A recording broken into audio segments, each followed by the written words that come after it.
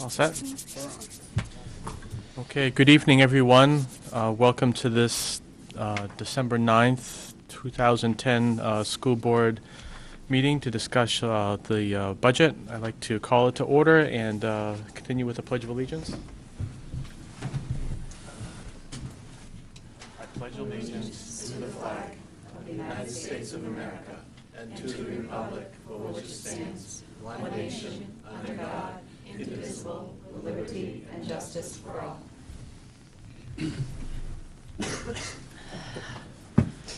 Thank you, and as I think is very appropriate, always appropriate, but something we need to keep in mind when we're talking about this evening's subject matter in particular is our mission statement. So, the Newmarket School District is committed to the highest standards of quality education by creating a safe and successful learning community that embraces diversity and responds to the social, emotional, intellectual, and physical needs of every child. We are dedicated to fostering links to the broader community to ensure that students develop lifelong skills, enabling them to be contributing and productive members of society. And thank you all for coming tonight at this early-ish hour in the cold. I appreciate that you're all here. Jim, I think I'm just going to hand it over to you for starters to walk us through what your proposals are, and we can take it as it comes. Okay, we'll do.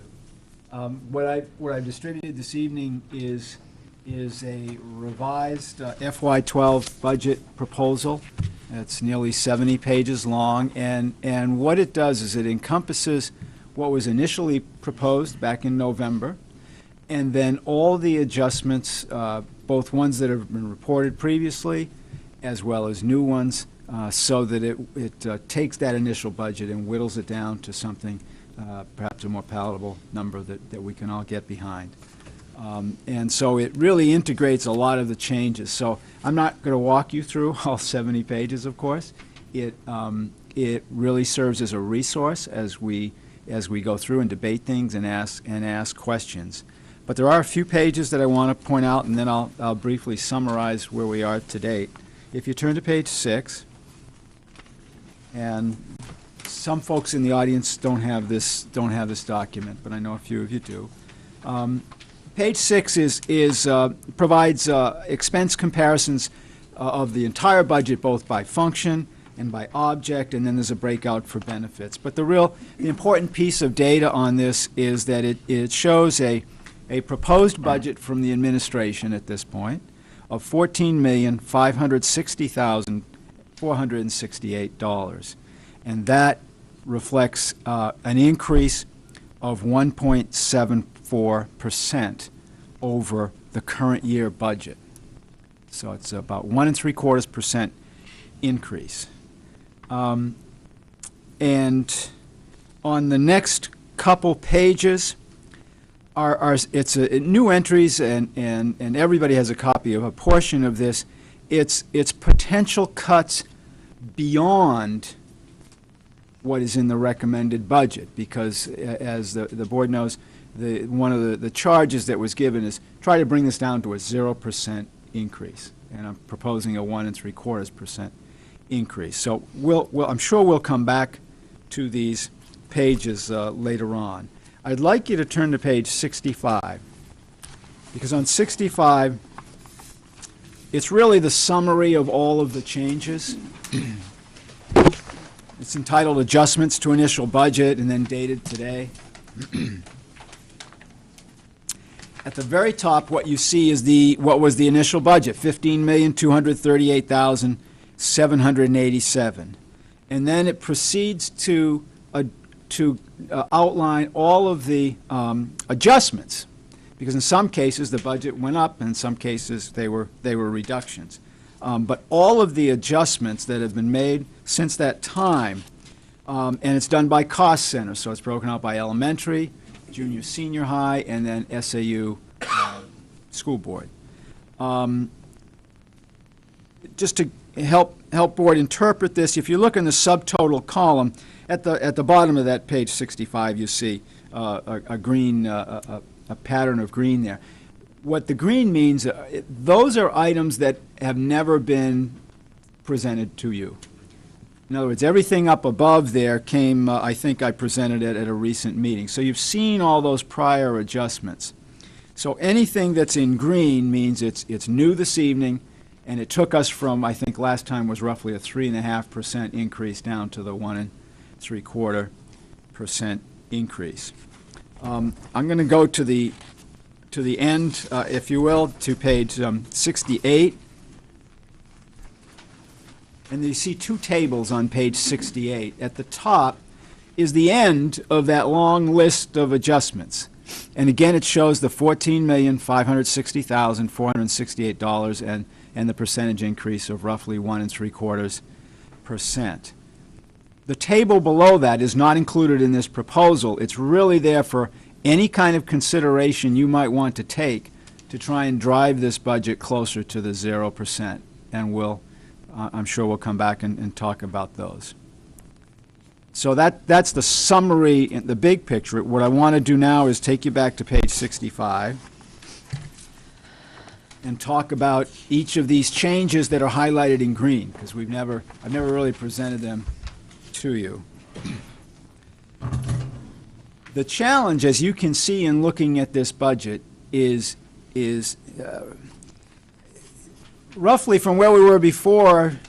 We had to take hundreds of thousands of dollars out of this budget, and you're not going to squeeze that out of operating accounts. There's just no way that there's $500,000 or more in operating accounts. So you have to begin to look at salaries and benefits, and remember, to us, the overarching objective is we want to continue to provide a quality education for all of our kids, and we don't want to lose programming. And so what we've tried to do as an administrative team as we make cuts in this budget, it's been with that in mind. So we cut the operating budget as much as we possibly could. So it is limiting the resources, but still we felt had the ability to deliver on that quality program again next year. And then as we looked at salaries, it was the same thing in mind. And no one wants to be cutting positions. We would love to be able to continue on, but if we're really serious about getting down to a goal towards 0%, we have to look at them, and so you make some quality judgments as to what can we do without and still make it work, if you will. And so on the bottom of page 65 is the first position, really, and then some related changes. And it's for position that says technology technician. It's had various names, I think, various job titles over time. Right now it's really a PC maintenance technician is what we formally call it. But it's clearly someone with the technical expertise to help us in tech support throughout the district and the networking actions that obviously has to function here. It would leave us with one tech support person, Director of Technology, and although it is a step backwards, it really puts us in a position that is not unlike many other districts. For a district of our size, typically you have one tech support person. Granted, you use some outside expertise, some consultant help where you need it, but the net of all of this change was a $40,000 reduction. And so as you look at this, you say, can we still function? And I believe we can with one support person. And if it's not this $40,000 for this position, then what other position would we be willing to give up to save that amount of money? So it's it outlines there both the salary, any potential raise for that position, the benefits for that position, and then as you can see, I then took about approximately $9,000 more to add into the contracted services account to help pick up some of the difference that's happened there. So anyway, there is that position. On the next page is another position, and this description is also appropriate for a similar at the junior high school. Special ed teachers at the schools have a case management. They have cases that are their assignment to ensure that the student is getting the special ed needs and lead the effort to provide those services. And we feel that the caseload is such that we could eliminate one position, create increased caseloads for the other people who remain, and still provide services, appropriately provide services, special ed services, for all those students. So it's a reduction of one sped position you'll see at each position, at each school, that basically increases the caseload. But certainly from my experience, and I know talking with a special ed director, doesn't put the caseload at an unreasonable level. It certainly is a manageable level. Continuing on at the top of 66, you see a cut of nearly $8,000 there in advisor salaries for the homework club. No one wants to get rid of the homework club. As we have shifted things in this budget, funds have come available through the Cine grant. So now we can shift that expense to the Cine grant. A reduction in wellness activities. It's a significant amount of money, $6,000 away from what was proposed, but it actually takes us to the FY11 actual, so it's more in line with what our experience has been. Then you see a variety of amounts there for field trips and testing materials, printing expenses. Again, a lot of operating accounts that we have felt we'll have to reduce further to get to our goal. You see a line there for software. That's an account that we have talked about in the past. And it, partly because it contained library management system and some other things that really weren't clearly defined for you. And the amount for software was distributed amongst the three cost centers, if you recall. And I know Matt used to refer to it as the rule of six, if you will, that made that distribution.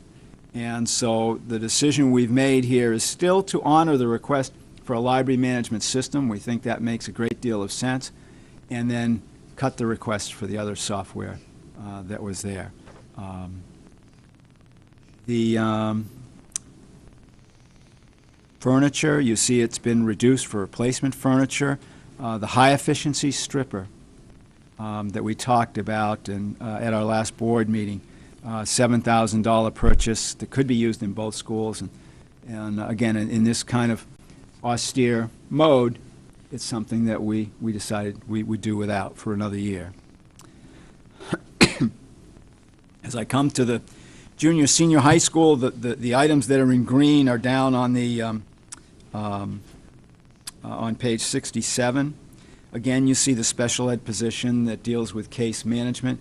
Please know that we haven't really identified a person yet in those positions, so the numbers that you see are just round budgeting numbers, knowing that someone in that position typically has a master's and some years' experience, so we put the salary there at $42,000 and the benefits, again, roughly expecting a $16,000 expense in general. Similar cuts, wellness, testing. The next cut, SST English. As you know, students who go to the VOC sometimes need English. I think it's only very, very few, but sometimes they do have a need for English, and there's an arrangement where they could stay at the VOC and pick up their English there as opposed to somewhere else. And so this would eliminate that option for them, and that they would have to go through another option. And we've talked about VLAX as a way for them to meet that need. Continuing on, you see again supplies and textbooks reductions. Another software cut, again holding true to the library management system. Under new furniture, you see there it's a reduction. As you may recall, we were looking at new furniture for computer lab that would give a better design and also increase the seating. Then you get to the SAU board. The transportation, in previous budgets, it has shown it as a level funded amount, and I question that, although I had information that made it sound like that was valid, that it was a valid number, and yet as we've dug into that a bit more, it's not. The transportation for next year goes up 2.5% over this year, so that's an increase there that reflects that 2.5%. And then cuts in, against, you see the cut in software related to that software account throughout the cost centers. And then the additional equipment and special education, leaving about $5,000 in that account. So total cuts to that initial proposal that you received, at the elementary school, it's nearly $370,000 worth of cuts. At the junior senior high school, just over $304,000 worth of cuts.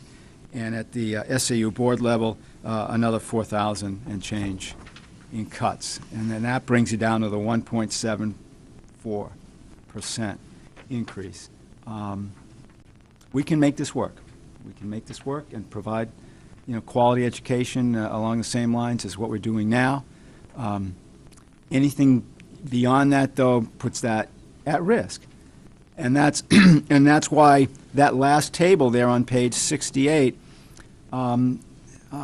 just kind of gives you some idea of what it's going to take to close that last, what is virtually about $250,000 between what's being recommended and a 0% increase.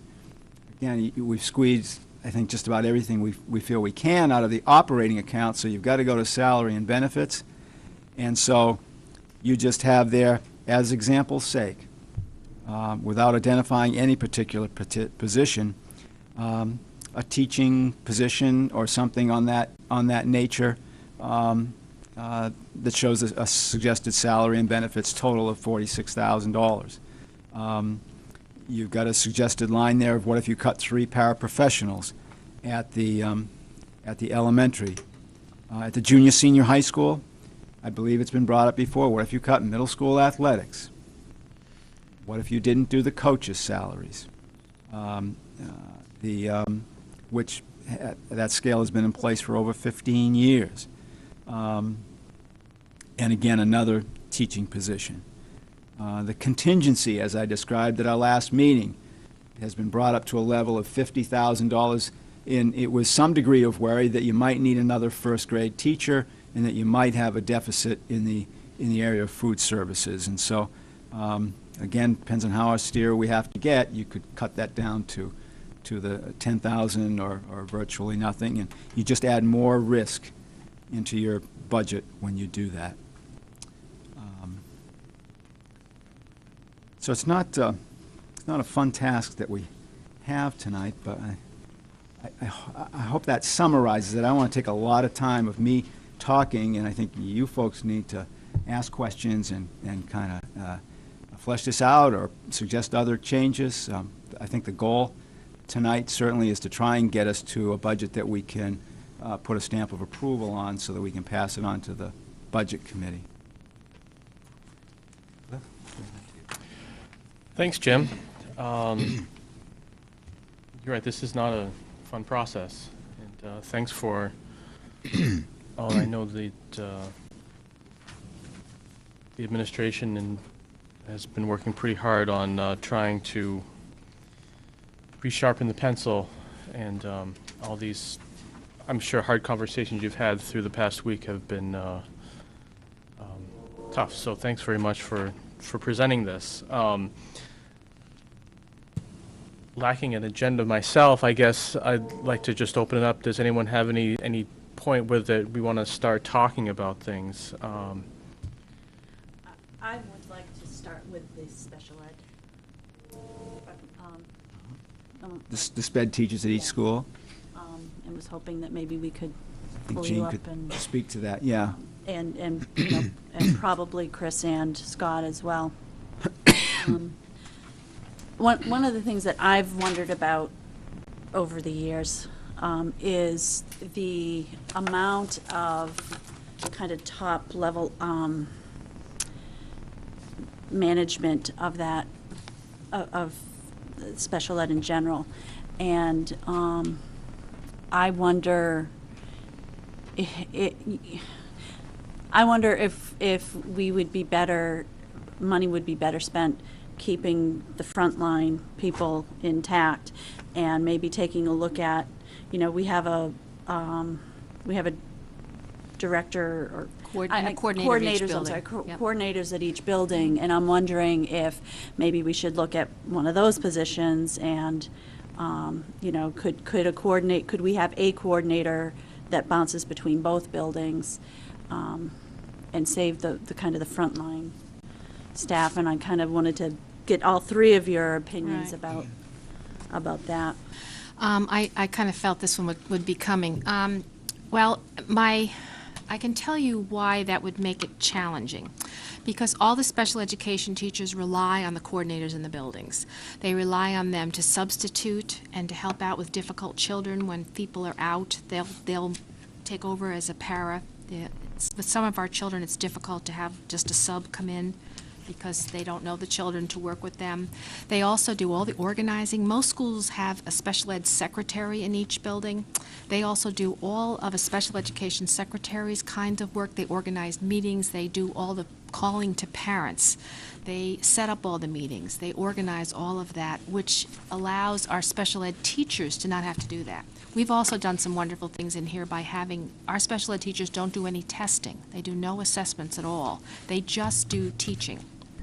So they have, we've taken away a lot of the work of classic work of a special education teacher by having these coordinators there. They also do, they do a lot of the direct frontline things in their building.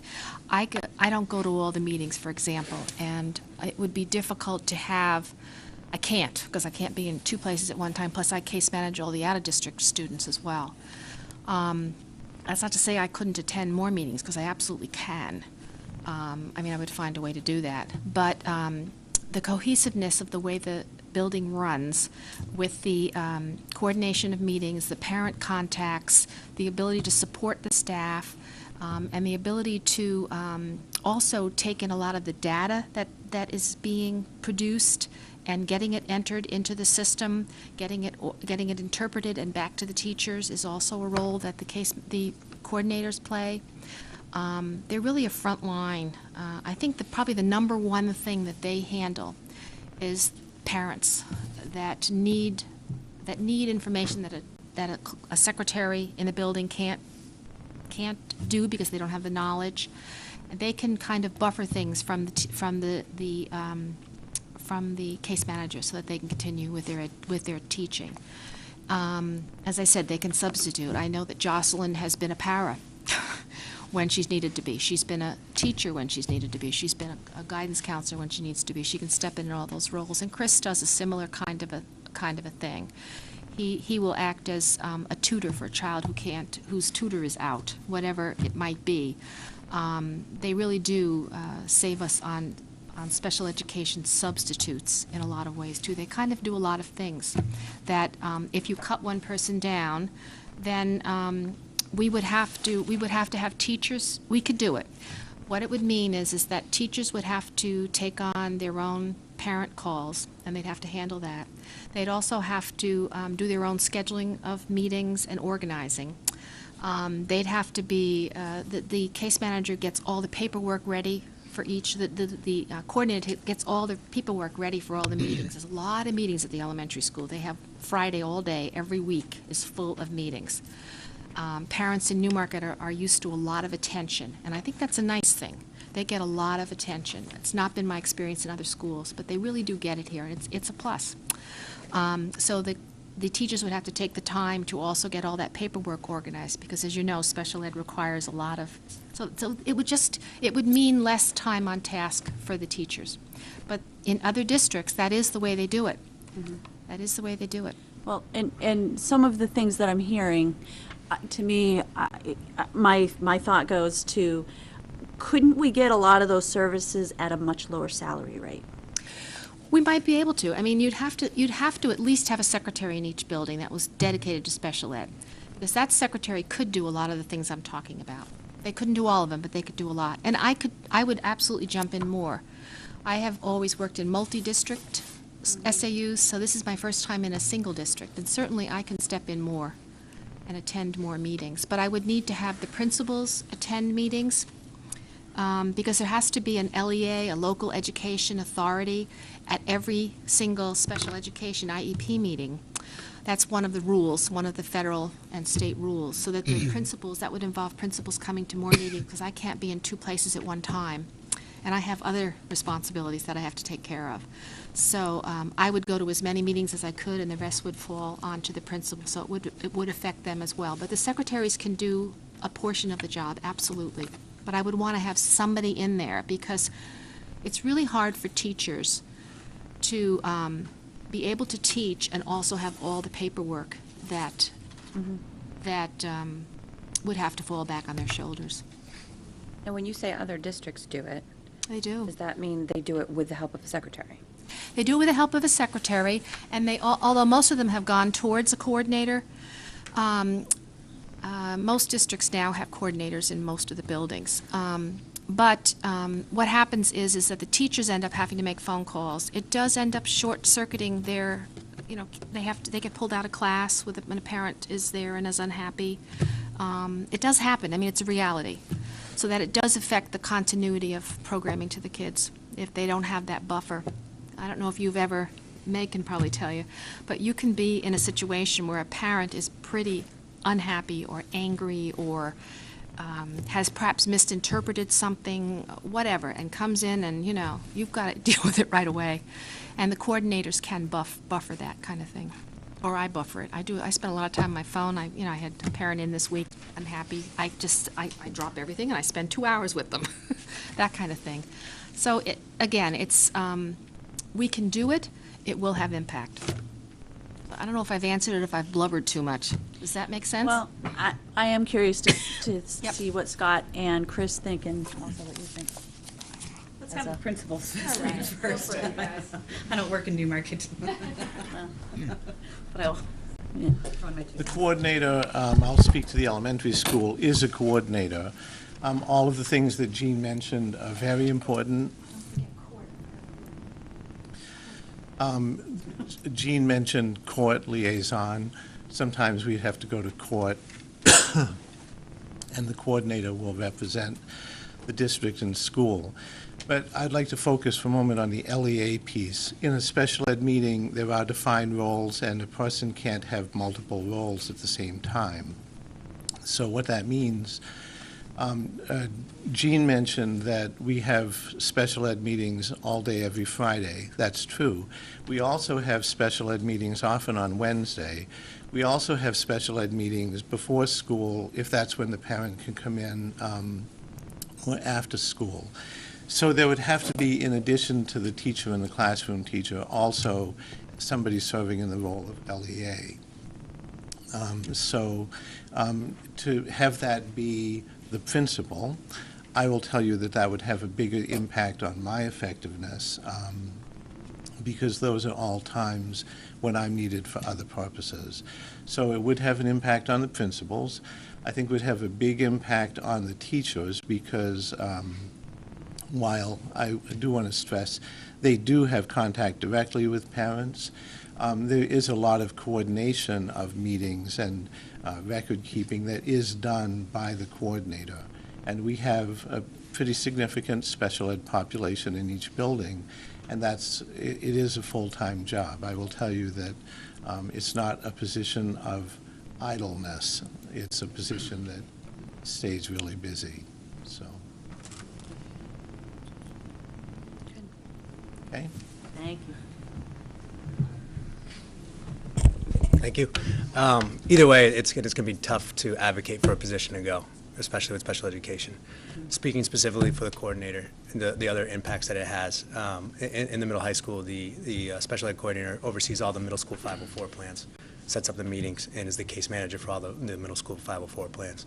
You're also talking about much more time involved with court due to the students being more involved with the court system as they get older in our building. A couple other impacts is they set up a lot of the special education testing that we do at all grade levels, 6, 7, 8, the Ames Web fluency testing. That's a major part of data that we use to look at kids' test scores. A third component would be setting up summer school. and extended year programming. That's something that our special education coordinator helps set up with the kids and coordinating the staff for that. And then the other big impacts for coordination are going to be, observation of staff. Right now, that's one piece that both David and I do not have to do. That's a piece that the coordinator goes and observes the entire special education staff with maybe one observation by David or myself, so that we're in cohesiveness. But that's a major impact. So if you're looking at, your principals being educational leaders, that's going to be impacted in the fact that we're going to have to be doing more meeting times, more parent involvement, which we do a ton of with regular education students, and we're able to have, the coordinator, we rely on that special ed piece in our building. So those are the major impacts that you have. And again, it's not an easy decision, and I understand the thought of it, but that would be the impacts that we'd have in our building. That's answered Very my well said. questions quite well. Thank you. Mr. Andruski, guidance doesn't do your 504 plans? No, they don't. In our building, at the middle school level, the coordinator does it, and at the high school level, David Williams, the assistant principal, looks over all the 504 plans. It's a function that we've looked at changing, but right now, that's currently how the structure goes. Okay, thank you. It seems to me that we could find another way to make it work, but in doing so, we would take on some secretarial overhead with secretarial benefits, and that piece I'm wondering, if it's to get everything done, if it's a 6 of one and half dozen of the other, and this model works well and gives us what Gene identified as the something that sounds like it's working. I'm feeling apprehensive on changing it to just to layer in more or different staff Right. to build a model that we think might be as good. That's kind of where my head is on that. Chad, any thoughts over there on that end of the bench? On page 49, dealing with the 6 department chairs, I'd like Mr. Drewski to explain how this all works for the people. In other words, English language arts, 7 teachers, Yep. $150 plus the base salary of $900. Correct. It sounds like you're moving past the special ed Oh, coordinator oh. piece. Go ahead. Yes. I was okay. Yes. I wanted to make sure they were all in like mind on that. Yes, Okay. too much of a, Okay. it would just. I just cause- wanted to be clear. Yeah. Do you want to vote on that, or? No, I don't think we. No, I We don't have to think. vote individually, but, yeah. I just want to add one thing. I mean, I think maybe someday down the line, we could revisit this discussion, but I do feel one benefit a coordinator has, and one major benefit a coordinator has, is he or she knows the law very well. So when you're sitting at the table, that you are avoiding procedural and other violations of the law. And I think, no offense to principals, they don't have that expertise necessarily unless they have a special ed background or an interest in that, or a child that. So I think that if you are having the special ed teacher facilitate that meeting or the principal facilitate that meeting, we leave ourselves a little more vulnerable for litigious situations. So we may save expenses with lawyers. I don't know, for what it's worth. How many times has this happened in terms of this particular position? What's that?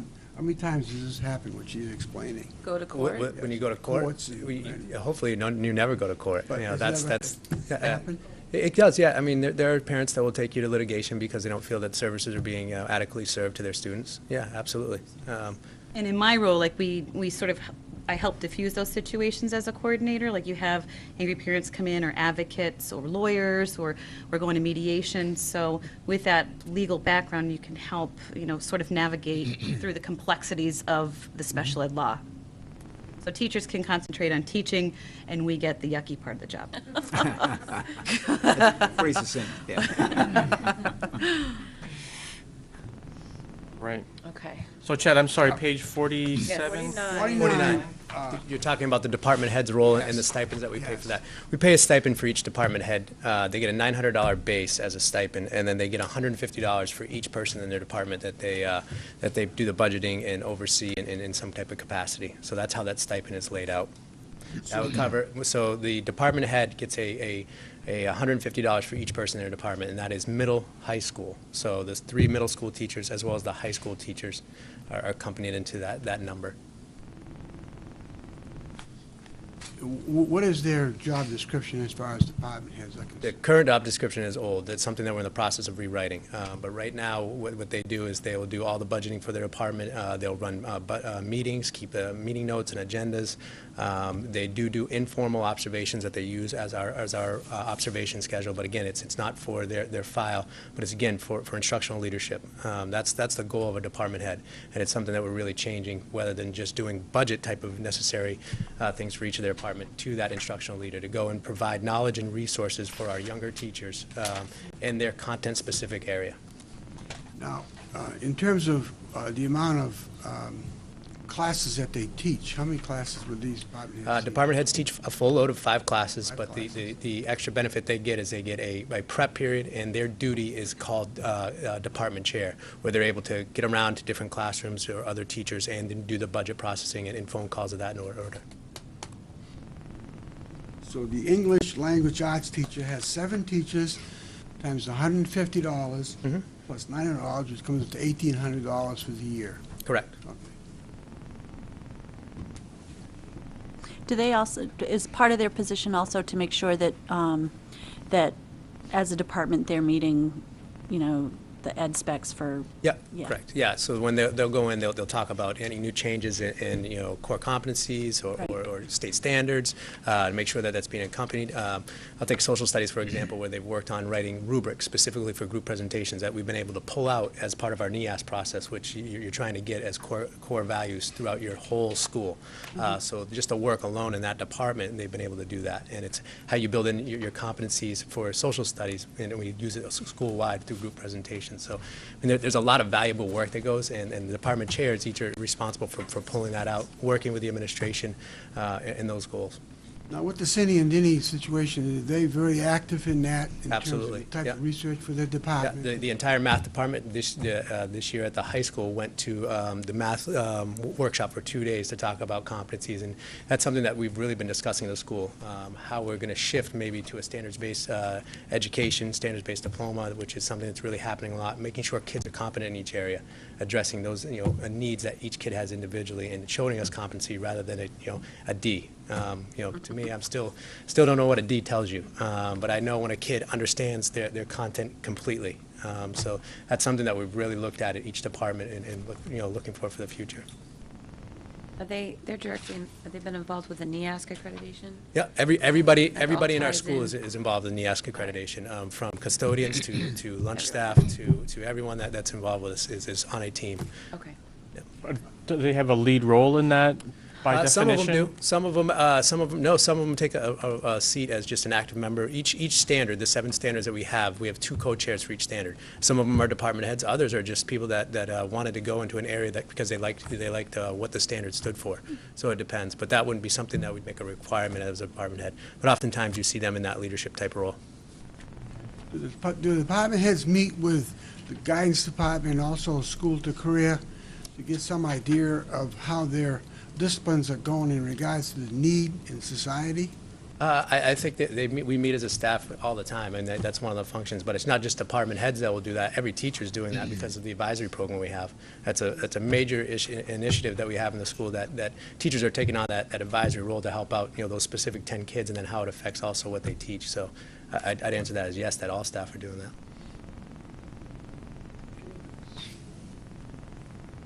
Okay.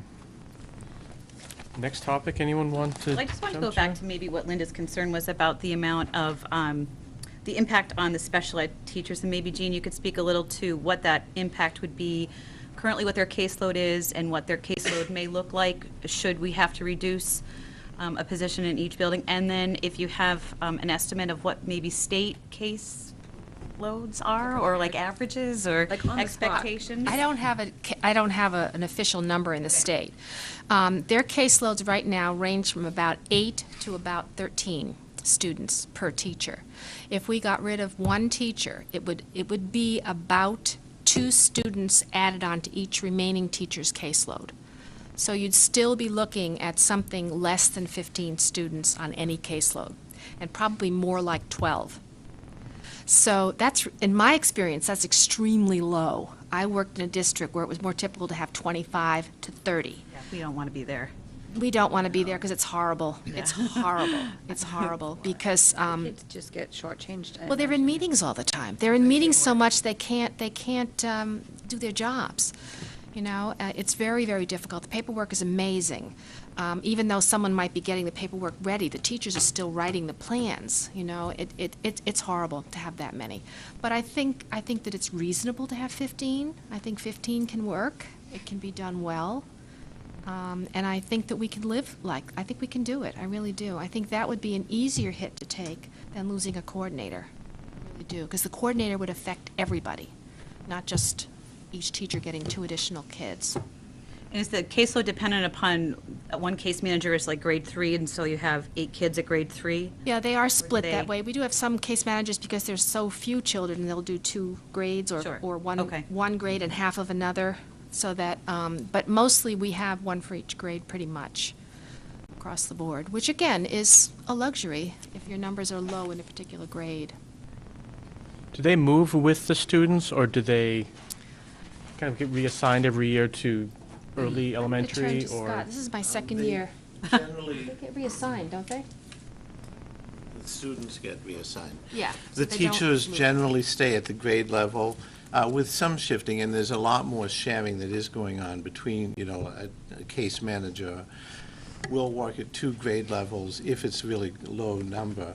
But the advantage of that is that not only do they have to be expert in special education, they have to know the curriculum as well as the grade level teacher does. So if we shifted them every year, they'd never really know what was going on. So, the grade 4 case manager really knows that grade 4 curriculum and can help the kids access it. So, But at the high school level, high school level, where the kids are moving, the students, the kids stay with the case manager for the 4 years. Except for middle school. Yeah, but Middle high school, school. they shift up just like the elementary High school. When they school- get to high school, they stay with High the school, 4 they years. stay. Whoever has them freshman year, I just wanted to double check, because this is my second year, But they move with the special ed case managers move with their caseload, which is really an advantage at the high school years. They move from a whole team to a whole new team the next year at the middle school, but that team is tight, they work together, they really get to know their kids, that tightness, whereas if you go to the high school, the team, there isn't a team, so to speak, of teachers. They're taking all different subjects, all different classes. It's much more individual for each student as to what curriculum they're following, what level. Well, one's taking Spanish, one's taking French, one's taking history, one's not. It's all different. So really, it's more important at that level that the case manager go with them, because that becomes their consistency. They don't have that kind of cohesiveness otherwise that they get at the middle school from the whole team working together and keeping track of that student. This way, the case manager really serves that role even more at the high school. So I would advocate, really like the fact that we're doing it at the high school. Can you over-team that? Can we what? Can you over-team that? Can you be that tight with the student? Can you over-team it to where the student is not relying on himself?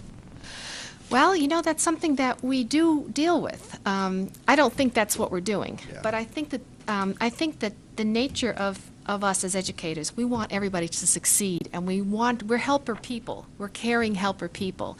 And we do have to be very cautious, and we have, one of the things that I'm working on this year is to make sure that every single IEP has a goal for increased independence.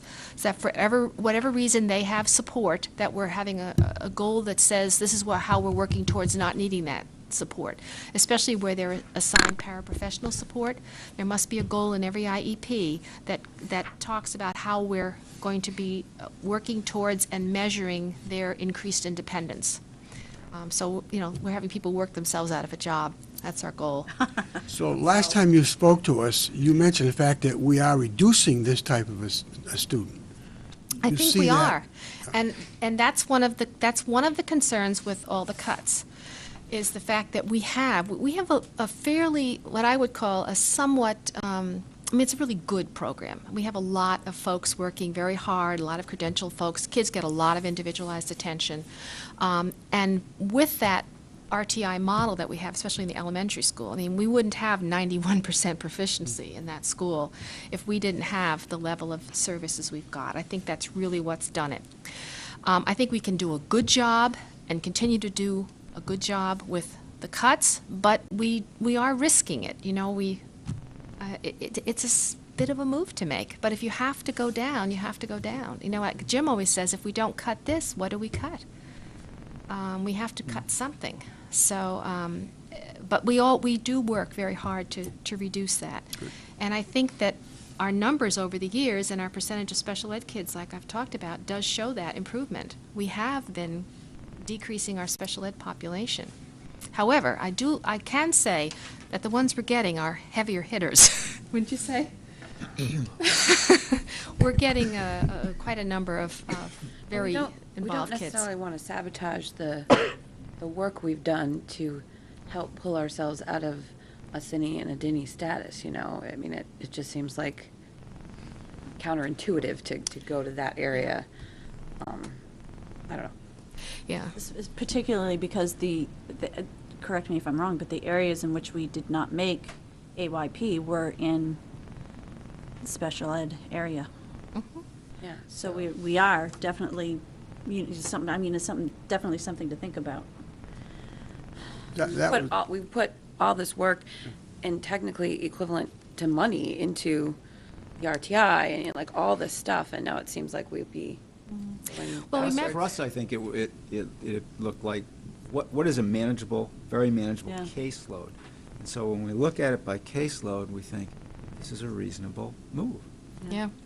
We think we can do it with a reasonable move. I mean, we do, because the caseload is not out of sight. It So- just isn't. If a student, now you're thinking of mainstreaming all these students, I understand. If they're mainstream, these particular people with the caseloads go into these schools, these classes still with the students? They still do? Yeah, they still work in the classrooms, absolutely, and they work individually with students. They work in small groups of students. They work with regular and special education students, both. They don't just work with special education students. But they provide a lot of really good services. But if you're just looking at special ed, and I'm trying to look at special ed and not regular ed too. I mean, I'm looking at both, but I'm also looking at special ed and the caseloads. I think that they could be a little more efficient, perhaps.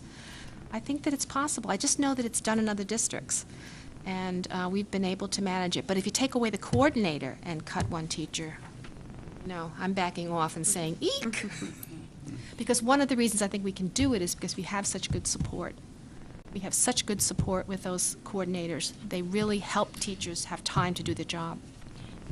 And I just want to make it clear that the reason why I brought that up was, I wanted to know exactly what that role was, because I've always wondered about it, but also, in my mind, I think, okay, salaries, one salary might equal two people over here, so, I'm thinking bodies too, so Yep. that was kind of where I was going with that. It was an excellent question, and I'm glad you brought it up, because I think the public would want to hear Yeah, that yeah. too, as And- well. I'm sure other and people have that I'm question. sorry, and I just want to make sure I have it clear, so it's one elementary and then one, One Junior, junior, senior? senior. okay. We haven't So just decided two yet. total. 2 total, yep, Okay. yep. And then one speech and language at the elementary? Is that- Well, we didn't fill that position this year. So we've had 3 this year at speech and language already, and Their we're caseload. very rich in speech and language. Well, Very rich. Half their time literally is IEP driven, and the other half time they work in the RTI program. They work in support reading instruction in their, speech and language pathologists are really phonics and the development of language and the development of syntax and all of that affects the acquisition of reading skills is their special area.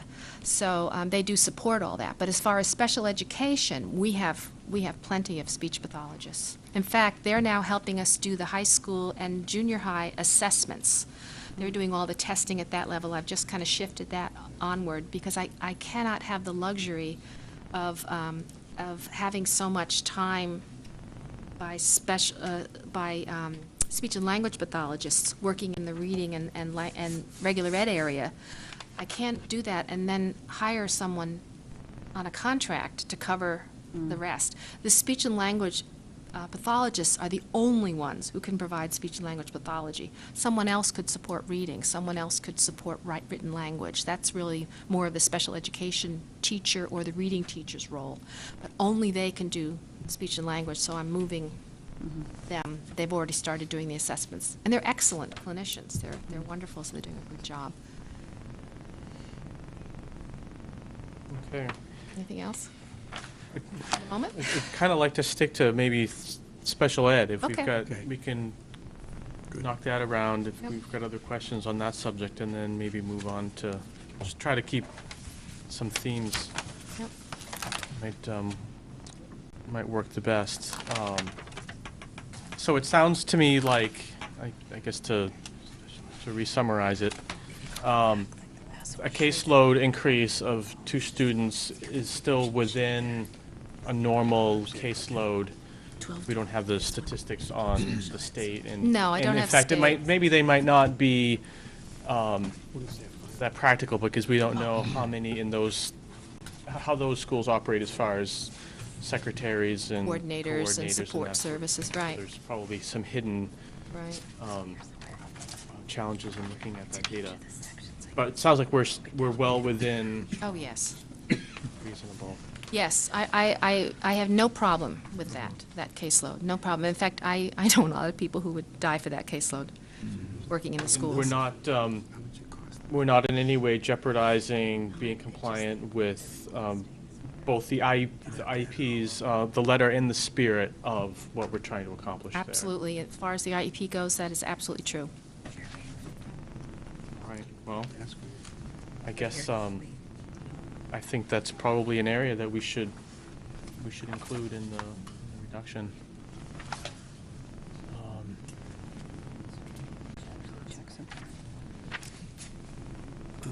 Any thoughts? Am I hearing, Say that again, please. I'm suggesting that we keep that, we include that as something that we need to change in, removing one position at each of the 2 school buildings, Removing them? He removing. means like moving that forward in our budget as one of the options that we're gonna cut. Yes. One at the elementary, and one at the junior. Taking the nods and silence as agreement. I just don't want to assume anything, so. Pages. I don't want anyone to swallow hard and not say something they want to say. Okay, anything else in the special ed area? I mean, I'm not going to say we don't want to get back to it if it exists, but what are you 2 talking about? I'm sorry, I was just pointing Chet into the yeah, right place in the budget for special. We're kind of sorry. looking at the special ed budget, in terms of how it sets with the other budget, the regular The budget. percentage of the total Yeah. budget, how special ed plays into that. Like Yeah. what percentage of the total budget is special ed? So I was just pointing him in the right direction, sorry. It's quite all right. I have a technology question. So actually, the special ed budget at this point, without that reduction, is going to be 0.4%, a cut, right, according to this. Special ed's going to be cut 4%, 0.4%. What page you on, Chet? I'm on page 6, that's what I was looking for. Special education, 0.4.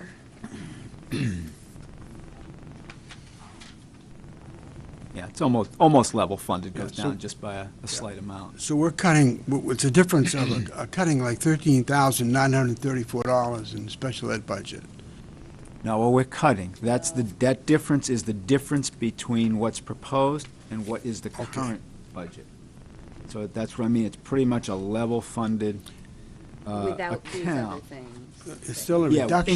including these cuts. Including, okay. It's still a reduction. Yeah, so if you stay on that line and you move to the left a little bit, you see budget. see it, yeah. Requested budget total, 3.167 million. And then move 2 columns to the left, says current year budget, 3.18 million. So That's the it's difference. pretty much the same. That's what it's saying. That's the difference between those 2. Okay.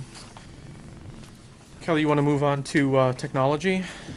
I just have, I wanted to know if Matt would do us the honor of explaining, how he feels, cutting all the software is going to impact. I mean, I know it's got an impact, but I'd love to hear you verbalize it for us. Well, with some of the new proposed cuts, I support to help us get to that lower budget that we're looking for. And actually, software is one of them. Really? Okay. Basically on the type of negative impact it will have, and it's very minimal. Really, all it's doing is shifting our timeline for moving to our newer operating system. So we're just looking at moving the timeline and moving to a newer operating system further out. So that's not an imminent thing that we have No, to do right away? Okay. no, we don't have to. What we have currently using is pretty much the common and the standard among school districts, and is working fine for us right now, and it's something that we can continue to use for the near future. So it's just pushing that timeline of moving to the newer versions of stuff just further out. I'm definitely in favor with moving forward with the purchase of a library management system. Our current system is antiquated. It isn't really accomplishing what it needs to do, which is providing current resources for students to use when they're, for research and papers, stuff like that. So with that, and the other was furniture reduction, which was replacing all the furniture in the high school computer lab. What we have there functions, it works, the students are able to do the work. It was really about ergonomics, improving the environment. I'm definitely, I support those cuts to help us get to that bottom line that we're looking for. Wonderful. Okay, so then now let's talk about the position reduction, which is of great concern to me, considering that I feel like, every time I try to go online, I can't get on, and I know and that's no reflection on what you guys are doing, it's because you're short-staffed.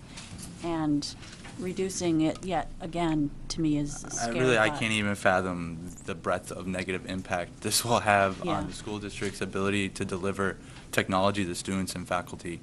I've had the misfortune of actually coming into the school district 6 years ago as the second IT person and seeing what it was like when there was one IT person, as well as I've had the opportunity to be the sole IT person on 2 separate 6-week stints during a school year, not during vacations, not during the summer.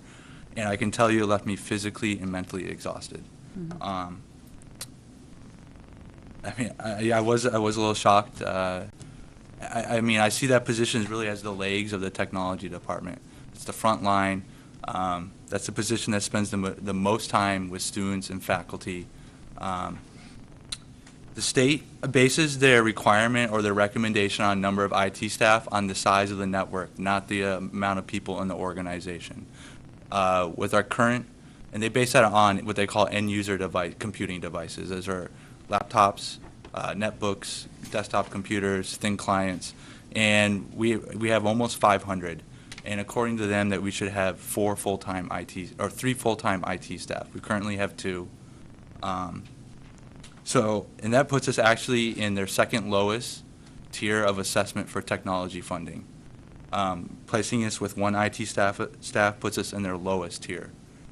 So we're basically at the bottom as far as ranking in the state. I just have to say I can't support I can't this support this I one. don't think so either. I can't. I appreciate We have to make those, the fact that we're, ringing out the budget. You have to make cuts. Boy, I can't. It's not, to me, in what I've seen in schools, it's not an unreasonable ratio. Matt and I don't disagree about what would be a desirable ratio, believe me. Certainly schools are not ever at the industry standard of support. But again, it comes down to, as she said, if not this, Where else? then what? Yeah. And so it's a matter of, do I think we can make it work? I know other districts make it work. I know our neighbors only have 1 person. And so, to me, it's a reasonable cut. And yet I understand you people have had more experience with technology here and how it impacts people. But for me, if I'm really driving, get down to 0%, I'd rather see this go than something on the instructional front. Right. I don't disagree that there are definitely other school districts that, of our size that have 1 IT person, but I can't speak at all about what their technology is like. What does a 1-person IT staff technology look like in a school district. I know that there, in addition of 10,000 for outside support, I really honestly can't even tell you what 10,000 of outsourced support will do to replace what you're missing from having inside support. I haven't investigated that. I can tell you that just migrating 4 server services, basically services on 4 physical servers to 4 new servers cost $8,000 last year. So and that's just a systems, upgrade. That's not any really support that's affecting end users. I just feel like we talk about a 21st century education and providing our kids with, and we already know we're at a bare bones. I mean, there's so many other technology things that we should have that we can't afford. So this just, again, is setting us backwards. I mean, and I know, if not here, I where? don't believe it's backwards. I but get that. It makes it more challenging. It makes it more challenging, I guess. understand that. One thing that, as we continue muddling along in a tired facility, I think one area that we have an opportunity to excel in is to find alternative ways to provide program using technology, whether we're sharing a teacher potentially down the road with another district and, Skyping them in, or you need, I guess, a strong background, good support staff to accomplish those things. And I think we've gone a long way in that. I know we've had our bumps on the road over the years, and 500 devices is pretty incredible. Well, that's just end-user computing devices. We have over, what they call nodes. We have over 900 nodes, and that's any device that requires a network service. That's from a phone to a server and everything in between, wireless access points, printers, routers, switches. This position really covers about 75% daily the desktop support interaction with students and faculty. The other 25% of that time is working directly with me on systems maintenance. You can put the latest, greatest hardware in front of people, but if you don't have a person there to support them, train them, and show them, and then fix it when it breaks, what's the point? It becomes the most expensive paperweight you've ever bought, because it will sit there. Well, we've definitely seen in the past examples of frustration with technology and the connection with inadequate training. I guess keeping the position, I don't want, I'm not sure if this is going to come out at all right, but I don't want a complacency that this, status quo is okay. We need to really drive. If we could do this, what we're doing now with 1, arguably, then with 1.5 people, we need to really, we need to be seen as leaders in the area, and I think we can be. I think we are in some. There are school districts that are 10 times this size who don't even have file sharing, like network file servers, who store students' works in cardboard boxes in this state. In this county, there are school districts that don't have wireless networks across their campus. We do. We have all of that, and that's because we have tried very hard to use the resources we're given to basically try to advance and make sure that these services are available to our students and faculty. And from an IT standpoint, a small investment in technology can mean long-term cost savings for an organization.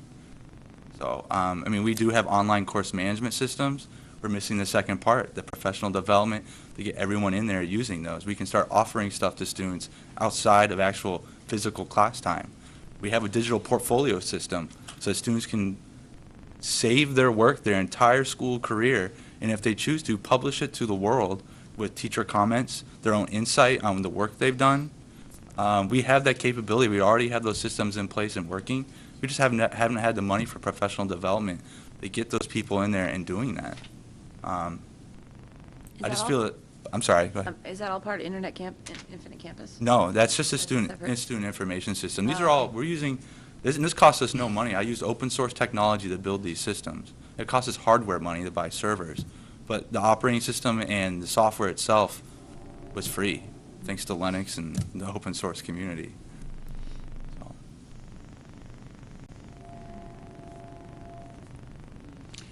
Any other thoughts on, How about, how about student service not in school in terms of having this person or not having him? Student service not. In other words, so the student can access their files, you know, if anything happens to them, or what, how, time and so forth involved with it. Well, we actually have a server in place But- that allows web access to network stored files. You don't have to be at school to get access to the files we store That's on what our I'm talking network. about, if he's not in school. Yeah, you can get those. Okay. Yeah. But It's actually through our website. They log in using their same username and password, and they can download and upload files to their personal storage here at school. But there hasn't been any problems there at all, or with that? Are you trying to No. say if that system went down? Oh, the system that went Who back would- in October. Who would, well, not even just that system, but whatever system that the students log into, is that the same Yes. system that went down? Who- That was strictly just the file server. It had nothing to do with like directory services or the internet. It was the physical file server that their data was stored on, and that's been Are you restored. trying to figure out if this position is the tech support position? Yes. Or that, the kids don't have a tech support where they can call up and be like, I can't. Well, I can tell you who the first person I called as soon as I found out there was a problem was the person in this position that you're looking at. Yeah. You know, two minds are typically greater than one when trying to overcome a major problem. Yeah. I rely very heavily on this position. And again, I would like to hear from Scott and Chris in terms of how they feel it will affect, you know, the support for your staff for technology and for the students for technology by losing this position.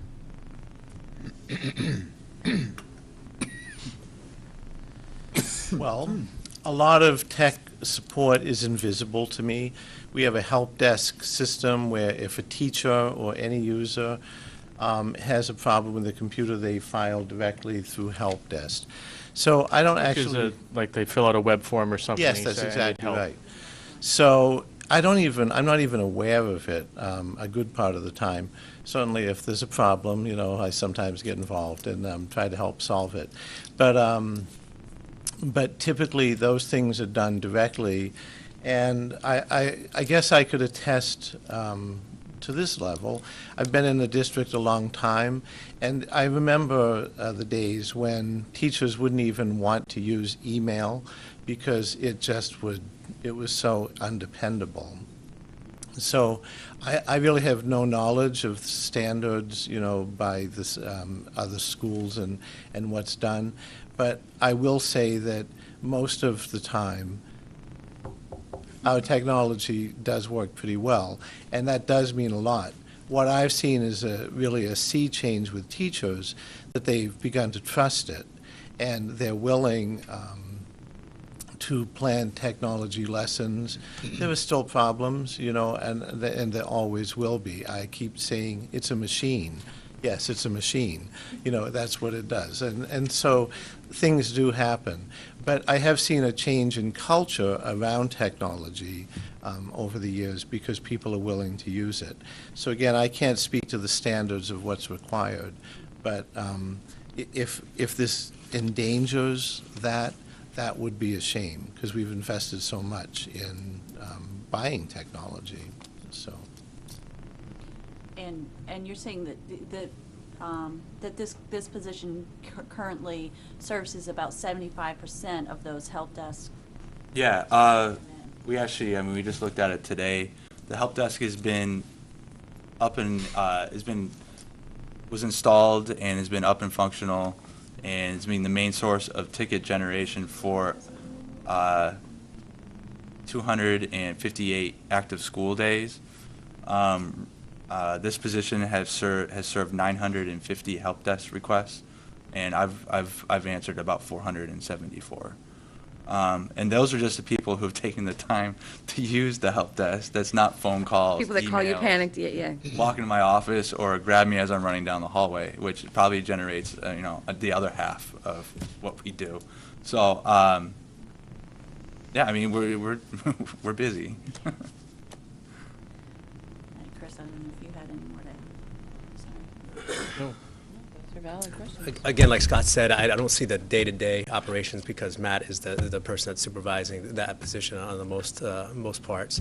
The part that I see is that a lot of it would be the summer work, where your computer's being imaged. I'm one of those people that will grab them in the hallway and say, hey, I need to get this done, or this problem's happening, because it becomes a global issue. So that's the impact that I have, is having that ability to grab someone and say, we need to fix this because it's going to affect grading, it's going to affect things happening with our computer. I can't send emails right now. This computer's in my hand and I'm pretty frustrated, help me out. Those are the impacts that I see. Instructionally, it's not instructional. There's no instructional time from those positions directly towards students that we impact in our schedule. There could be support with staff, and again, a lot of that's done through the help desk. But again, instructionally for students, that position is not an instructional position with students in our building, as it is, for requirements for classes and graduation. So that's the only way I guess can answer it for you. And now that we're using Infinite Campus and, and it's a requirement, for the staff to put everything in there. Right. To me, that again just makes it all the more important that we have the right supports there, because, I mean, we're doing a good job, but we're not where we need to be yet. I mean, we still don't, the faculty, I don't think is as up No. to speed as they need to be, and You'll see that. I mean, with any technology, you got to continue to advance it. Exactly. The one good thing that we do have in place is that we have building coaches. That is not just tech support to help out in different aspects. So the guidance counselor, computer teacher, a couple of teachers in the middle school and the high school have all gone to training so they can support staff in other ways. The instructional piece, the management piece is a little bit different in the support of that. But in the instructional piece, we look for a team of people, so we're not relying on just one person to always help us out. So I think that's something that we've looked at as a model, is to train more of that type of way, so that you're not relying on just one person to get a problem solved. Sort of an odd question for Matt. You were referring to the state levels of, and I might have this wrong, and this is not my area of expertise, but the state requirements for certain levels of acceptance, and you were saying if we reduce this position, we'd be at the lower? The lowest. This is where it's kind of an And these aren't requirements. The state doesn't pass a law requiring. These are the recommendations Okay. from the New Hampshire Department of Education, Educational Technology Division. Sure, and this is where I'm going with my question. So we're going through the NEASC process. Would this have any impact in our technology review for NEASC if we were to reduce that position? Would you have that information? Like, I don't know, in NEASC. I don't know what certain- the body that would be ranking us or scoring us our rubric on our NEAS, what they're going to do, looking at the state recommendations Right. for technology and what the impact of that would be. I'm going to assume if the state thinks that we're in the bottom, that it might have an impact on what their feelings are. But I can't speak for them. I So you don't know anything concrete. Okay. But what do you think if the help desk is not available for the students? How do you think they're going to evaluate that? Oh, I don't know.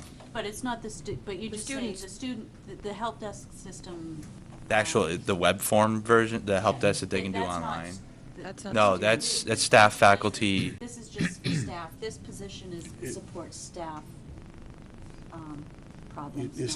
They're still going to use the help desk system if they don't know.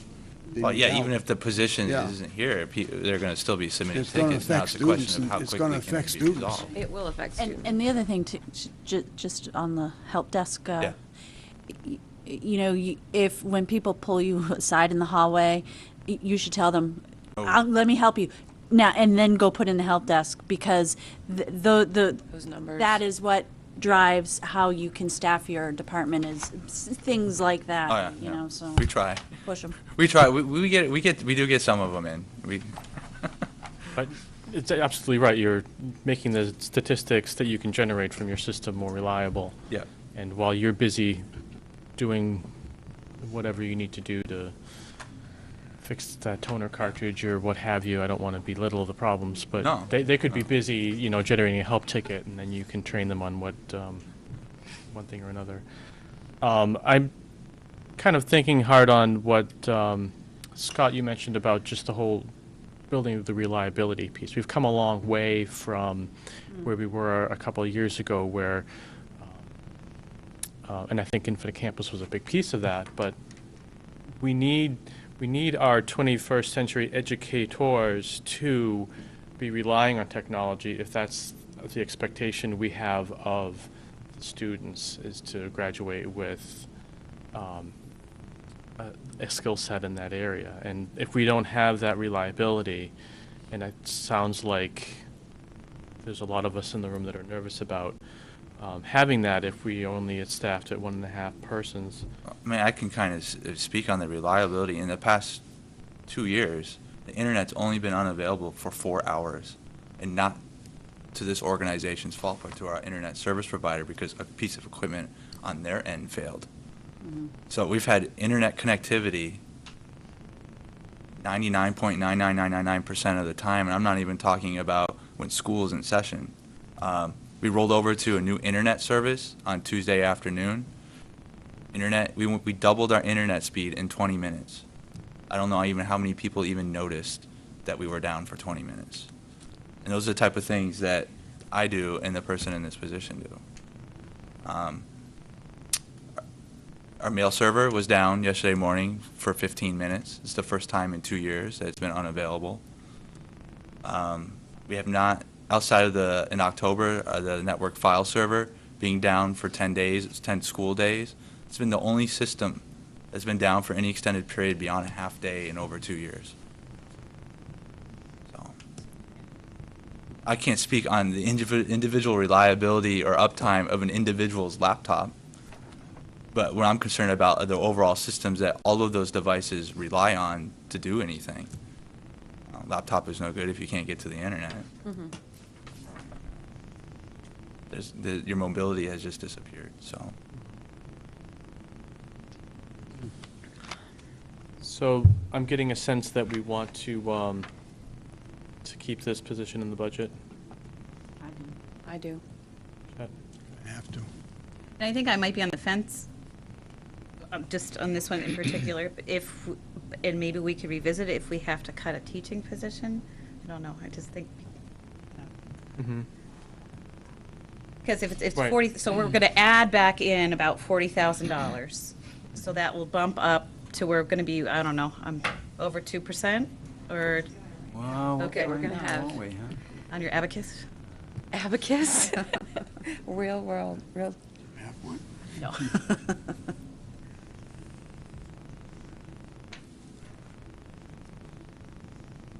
See what Yeah, you're technology two- is providing You're us? 2%. 2%? Oh my gosh, that was good. 2.02, you were off a little. Oh, okay. I mean, if I can remind, the technology budget as it stands right now It's is down only about 31%, 2.2% of the entire school budget. Yet this one position makes up over 28% of the technology budget. I mean, in the past 3 years, reducing this position, you've successfully cut the technology in the school district, the budget for it by 45%. And here we are talking about 21st century education. I don't know what a 21st century education looks like without technology or the staff to support it.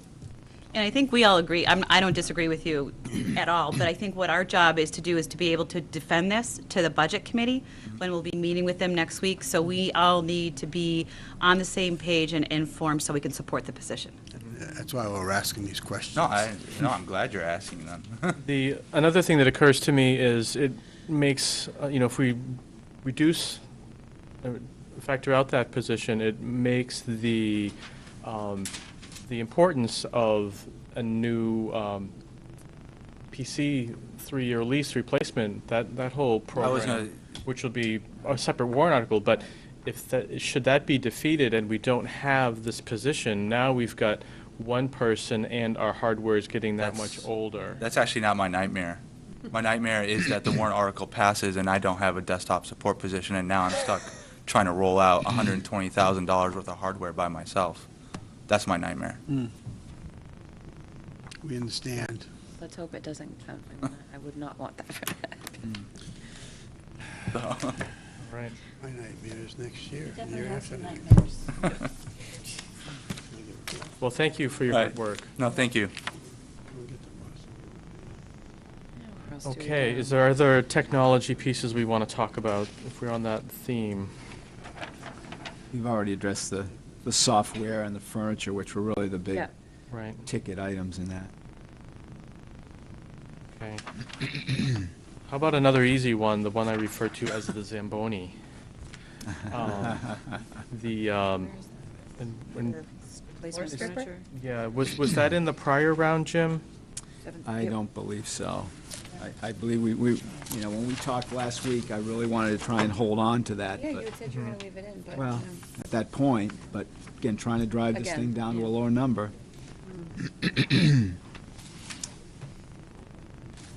So this would be one unit that we'd share. Yeah, it's between under the elementary buildings. budget. It's right at the very end of the elementary budget on page 66. Do you see it? I don't see It's it. right here, Very end. replacement equipment. Replacement Cuts equipment, high efficiency 7,000. stripper to furniture. Got it. Plain sight, that was my problem. So it's in the elementary budget, but it would be Shared. shared between buildings. How big is that? Joan, can you speak? No, because the one I purchased last year was 10,000, so I'm not sure. This is a ride-on, right? Is it a ride-on? I would assume. Jeez. I don't know. It's a When I say Zamboni, Not a I, You ride-on? meant Zamboni. Is that a ride-on? Oh, wow. Oh. Okay. You know, I mean, the thing is, if we take it out, you know, we could at the end of this year, I mean, when we're looking at how does, you know, There's any what we're gonna do surplus with or our whatever. surplus, maybe we can, Purchase it then. I think we all see the value. yeah, Oh, certainly. And absolutely. like you said, the Including budget efficiency. committee, yeah. The yeah. efficiency that it would provide us would be, Right. kind of leveraging our staff, you know, Yeah. to making them much more efficient so they can do other things. Would that qualify for something that we'd consider, yeah, maybe it doesn't, for the school repairs and maintenance? Piece of hardware, it's not really, I don't know the language of that warrant. That would be new equipment, right? It's equipment. Yeah. But it's not a huge line item. I don't want to Yeah. dwell on it for too long, but I like the idea of potentially, should we have anything at the end of this year, considering it for that. I see it as a challenge to be transporting it from building to building, and up and down second floor and first floor. But, Yeah, we talked about getting it, earlier today, Cliff and I talked about getting it up to the second floor at the high school, but one would think the Garavanta would be sufficient, because typically the weight capacity of those has got to be pretty strong to lift up a wheelchair and an adult-sized student. We did it at Dudley High School. We had 11 different floor levels, and we had just push ones. Mhm. The old high school, and that's how they did it. They used the Garaventa lifts. you have the same type of lifts in the building? No kidding. All right.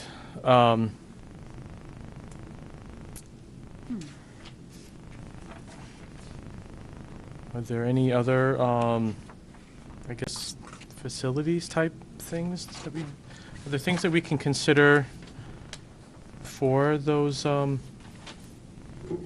those reserve funds that we haven't identified? I know that in years past, we've replaced the counter in the main office in the junior, senior high school with those funds, but really, we don't have refurbished the bathroom sort of proposals built into the budget. like the No, repairs and no. maintenance. Yeah, that would qualify for such things. Yeah, no, Replacing the cafeteria no. and tables, that would be new Tables, furniture. no. Yeah, that would be, Yeah. I mean, the big ticket one that's not identified by green, that's in here that you may want to talk about, are the replacement of windows at the elementary. That was almost $60,000 that we Right. took out. And I think, you know, people see a real value in that, but Well, did we talk about putting that as a warrant article? we can talk about putting that as a think we warrant talked about article. it, yeah, yeah. And, you know, we can talk further, I would suggest at another time Lots, about, yeah. potential. you know, as much as I'd like to have done it 5 years ago so that we could reap the rewards of the energy savings in our utility bills, I'd like to maybe consider, if we are going to be going forward in the next year or two with a refurb of the building, we could roll it into, and maybe get 30% of that money from elsewhere. Right. We're always thinking. Trying to.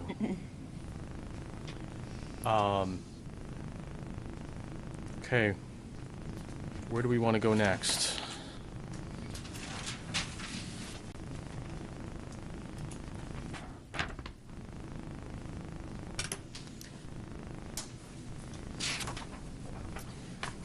There, I know that some folks are interested in, and I sense are interested in talking about the art position that we've eliminated The in the music. prior round, and then part-time. I think it probably would be a good idea to give folks, if they wanted to speak to that, opportunity to do so. Yeah, I don't think they heard what your question was. Yeah. If you want to, Sorry. these were the art, probably art, music, and computer, but I know you said just art, but, Cut halftime and these art. were presented earlier, that's Correct. why they're not They're not in this No, green they were- section. they were presented green, earlier. so. Yeah, when we got through the budget, and trying to get down to the bottom line, we were looking at the least impact in programs as possible. One solution, obviously, it's going to impact their numbers, going to shift of how we would deliver instruction in those areas. Art is a little bit different when you look at specials, as that position covers a 6th and 7th grade, or 7th and 8th grade special program, as well as one ceramic class, which is an elective class. It's not a graduation requirement, so it doesn't affect any high school students. It's an elective. Your 6th and 7th, 7th and 8th grade art right now, we do have another individual that is certified in art that could pick that piece up, or combined with a different special. So you do a combination type of special where kids are going to be able to have the access to both industrial arts and art with one teacher, and you just schedule it differently so that they're able to get both disciplines. So that was how we would look to schedule that position in our current schedule. I preface that by saying that we've been doing a lot of research over the last year of looking at alternate schedules and looking at a block scheduling system. It's something that probably will be presented to you in the next couple of months. We've had a scheduling committee that's put forth. We've visited other schools, the same size of us, that share a middle high school, and how they have blocks and they're actually able to offer more classes to their students, and staff is able to pick up an additional class to be able to teach. If we go to that, we'll be able to encompass both of these positions with current staff that we have.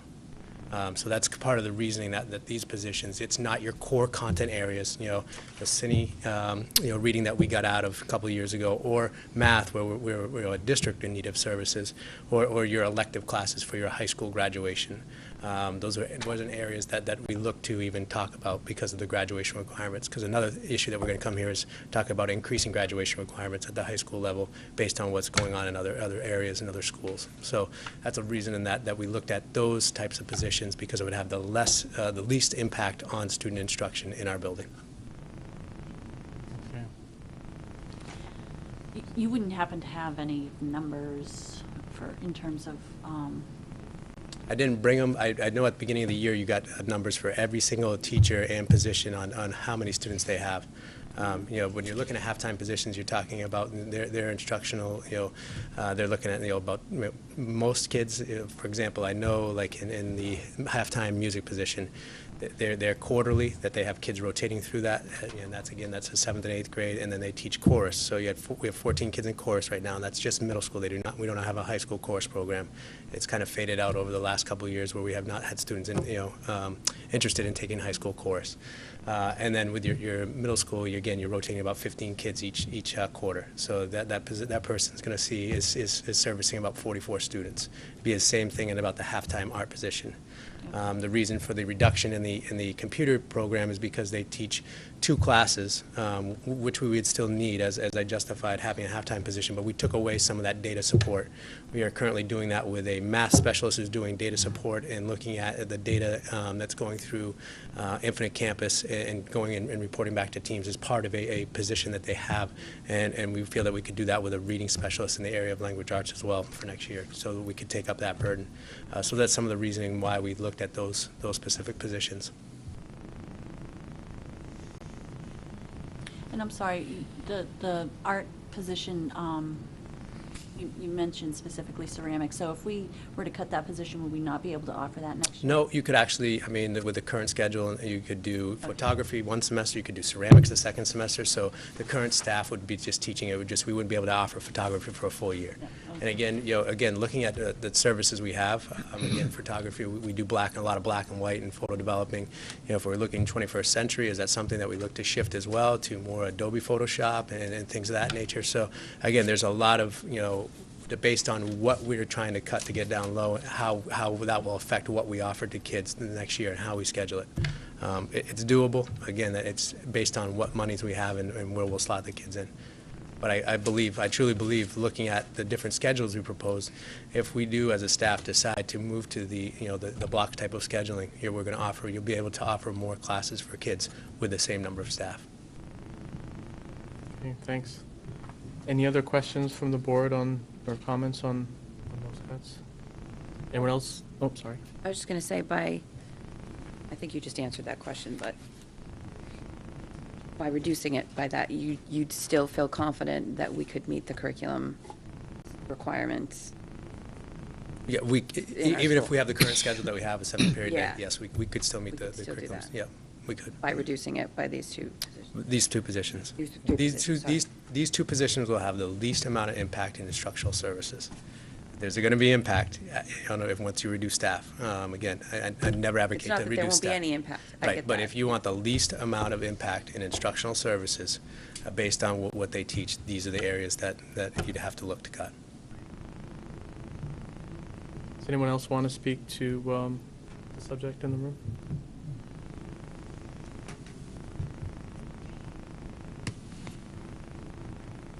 Okay. What's next? Who's keeping better notes than I? How about, I have a concern with the eliminating the SST English option. So my understanding is due to some scheduling challenges, I think, it makes more sense to deliver the English class at SST, and that comes at an additional expense. Right. Right now, we pay, the 7 area schools pay share costs if we're going to send our kids there. So it's open to any kids that are part of the SST collaboration. We have students that are going there as a junior or a senior that have not done well, maybe as a freshman or sophomore, that can go back and get that credit recovery by taking that class. Through the development of Virtual Learning Academy, and so they now have components where students are able to go back and, based on the competencies, recover credit by you identify the competency where these kids were deficient based on your grades in your school, and they could go back online and take these classes and gain competency and credit in a lot of different subject areas. I believe there's 256 subject areas where kids could get competency education through VLAX. So that was the option, that we'd have a resource that is free of cost, rather than paying for $7,000 for, I believe it's $1,400 for each student, and that $7,000 was based on the numbers of students that we've had in a range that would use this SST English over the past 2 years. My sense of the VLAX program, and I've never sat in front of it, so I don't know a lot about it, so help me out. Yep. I sense it as a virtual learning environment, which to me means I need to be pretty self-motivated, and I need to be able to sit in a chair and look at a screen and learn from reading in a lot of ways. And I'm thinking that in many cases, an SST student might be more of a hands-on learner, and I'm wondering if that's the best way to, or an appropriate way to have a kid learn English. Mm-hmm. Does that Almost does like that work? setting them up to. Yeah, I'm not sure. Not fail, If I don't want to, misrepresent it, but if we're just throwing, we can do it this way, that'll work. But will it really work? Again, that's why we set up personal learning plans for all of our students. That's what we've looked at. We might be able to re-educate those kids in our class. That's why when I'm talking to you about competency-based education being something that we need to really look at in the future, and that we're looking at departments, we might even be able to work with some of those kids that are not motivated to be in front of the computer, to actually do competency-based education right in our own school. And not need to go to SST? No, but I'm not. Or not having to- use VLAX. Or not use VLAX, but that's an option, But having to spend $7,000 to send them to another school, I think is an area that we can save. I'd hate to cut more out of our budget when this is a budget that we're paying for another school to educate our kids. So to me, $7,000, which could be 5 kids, the cost effectiveness to me, is something we could save. In the past, we didn't have VLAX. It was a great option for some of these kids. Now I think we can do it with resources in-house. With our own staff, and even if VLAX is an option, the other options that VLAX does have is that you're supposed to have a student teacher, or the teacher's supposed to have interaction with the parent and the student. I think it's bi-weekly, so there's supposed to be that coordination, and you can check their progress of what they're doing. And again, we can support them based on who the kid is with supports in our building if they chose that option, based on having them actually take the VLAX class in our building when having an adult supervise them and be able to assist them with what's going on. So you wouldn't be expecting them to actually have to log on at home and be. No, they have that option as They well. have that Yeah, option, but they absolutely. don't have to. Nope, they don't have to. Further We schedule them in our building as it is right now because students take VLAX for other subject areas, and they take that right in the guidance department or in the library. But there are some of those kids that say, hey, I'm a great student, I'm self-motivated, do I really need to have seat time in your building for 50 minutes, or can I go do this at home? And with that senior option, we'll allow them if they're one of those students that excel in that area. Could they option that through summer school also? Summer school is always an option, yeah. Based on their grades. Remember, we only allow students to come back for summer school if they have a 50 average. That's why, again, I'm talking about that competency-based education. What do our kids know? What are the standards you want these kids to know when they leave, and they should know, and then you can go back and say they're not competent here and keep reteaching them until they are competent in that area. So if they're going from the junior year to the senior year and they have less than a 50 average, I have a problem with that.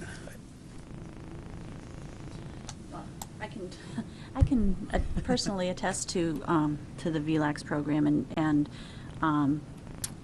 actually, the one class that that he took, actually he was pretty successful in it, and I think it is because there was a teacher at the other end who was calling me and calling, and it was a family event, and we got through it. So, so I think that that they can be That it can work. successful, that it can work. It definitely, But then I'll tell you, he's taken other classes, and Yeah. if you don't have that. Motivation, you have to be highly motivated. Yeah, you really do. So I think that it will work for some, but I think that we do have not to the be only prepared to. solution. Absolutely. Yeah, There's not one program that's going to be suited for all kids, or else we'd already be doing it and we'd be successful and we wouldn't have to worry about this. Every kid is unique and they have their own challenges, and one class might work for them or another one they're just not interested in. And again, it might be the teacher on the other end and what they're asking them to do. So I think we need to look at every kid individually, but I just felt that was a savings that we could make based on the cost effectiveness and number of individuals that we would offer it to. But we have progress reports, and we have these students who can be identified to have somebody not to be less than 50%, but they could have that option for summer school. That's, I think, very important. We have that right now, Chet, and I that's know, what we put in but- the math labs Yeah. and the English lab at the high school level, and we started it for 1 year, because we are identifying those kids that have struggled up into a certain year, and we're doing more interventions with them in our school hours, in their scheduled day. And- That's something that if we do go to a block scheduling, we put those, so it encompasses the entire school. So there's a lot of benefits that hopefully I'll be able to speak to you about why we're going to it, and what the committee, the work that they did, so that this is the reason why we're looking at that. And I'd like to, relate this to the board and also to people, that this particular subject at SST, English especially, is an excellent teacher. I think it's a doctorate in English. It's a woman, and she's very good with these kids. So it's not a program you're just trying to fill in. It's one that's really Exactly. going to help. Yep. But if we can't afford it, that's another issue. So, Chet, are you in support of removing this? Yes. Yes, we just can't cut other teachers of our own. Okay. Thanks.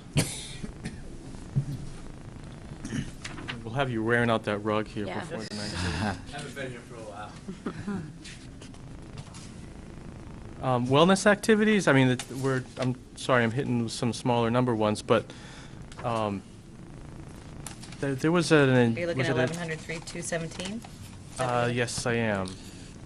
In both instances, they look like big steps backwards, but in reality, they're taking us back to current activity levels in those accounts, and we've had, conversations with the people that use those accounts, and they were comfortable with these just don't cut it out completely was their message, and so Well, I mean, that's we what we've have this done. whole new wellness push that we're trying to do. I mean, are we Well, I gonna think there's an expectation in our insurance contract for some sort of a wellness piece. Yeah. And I want to make sure we don't trip below whatever that line is by taking our eye off that focus. Again, we're basically level funding it, so I can't imagine we are, but, And also, with our insurance renewal, we were notified that we'll get a $2,200 grant for wellness. So if there was more expenses that was over the line, then they virtually didn't spend much money.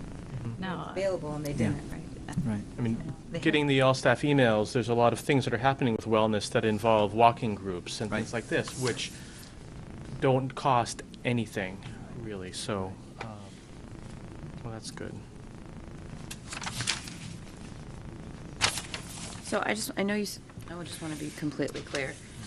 You didn't say we're eliminating homework club. It's now going to be just shifted to a grant that's going to take To care a of it. grant, absolutely. Okay. Yeah, there's no desire to lose that. I don't want people Yeah, to but- get that misinterpretation. And that, I wrote that down on my list of things early on because I know in prior years, that was, they just neglected. And we started the school year and it was like, oh, what do you mean we don't have a homework club, was the phone calls from the parents. And there's, when you've got kids that want some time after school to Right. better their academics, that's a no-brainer from Yep. my standpoint. Okay. We covered everything in, that's, I guess, above the 1 3/4%, which is now 2, as .0 something. 2.02.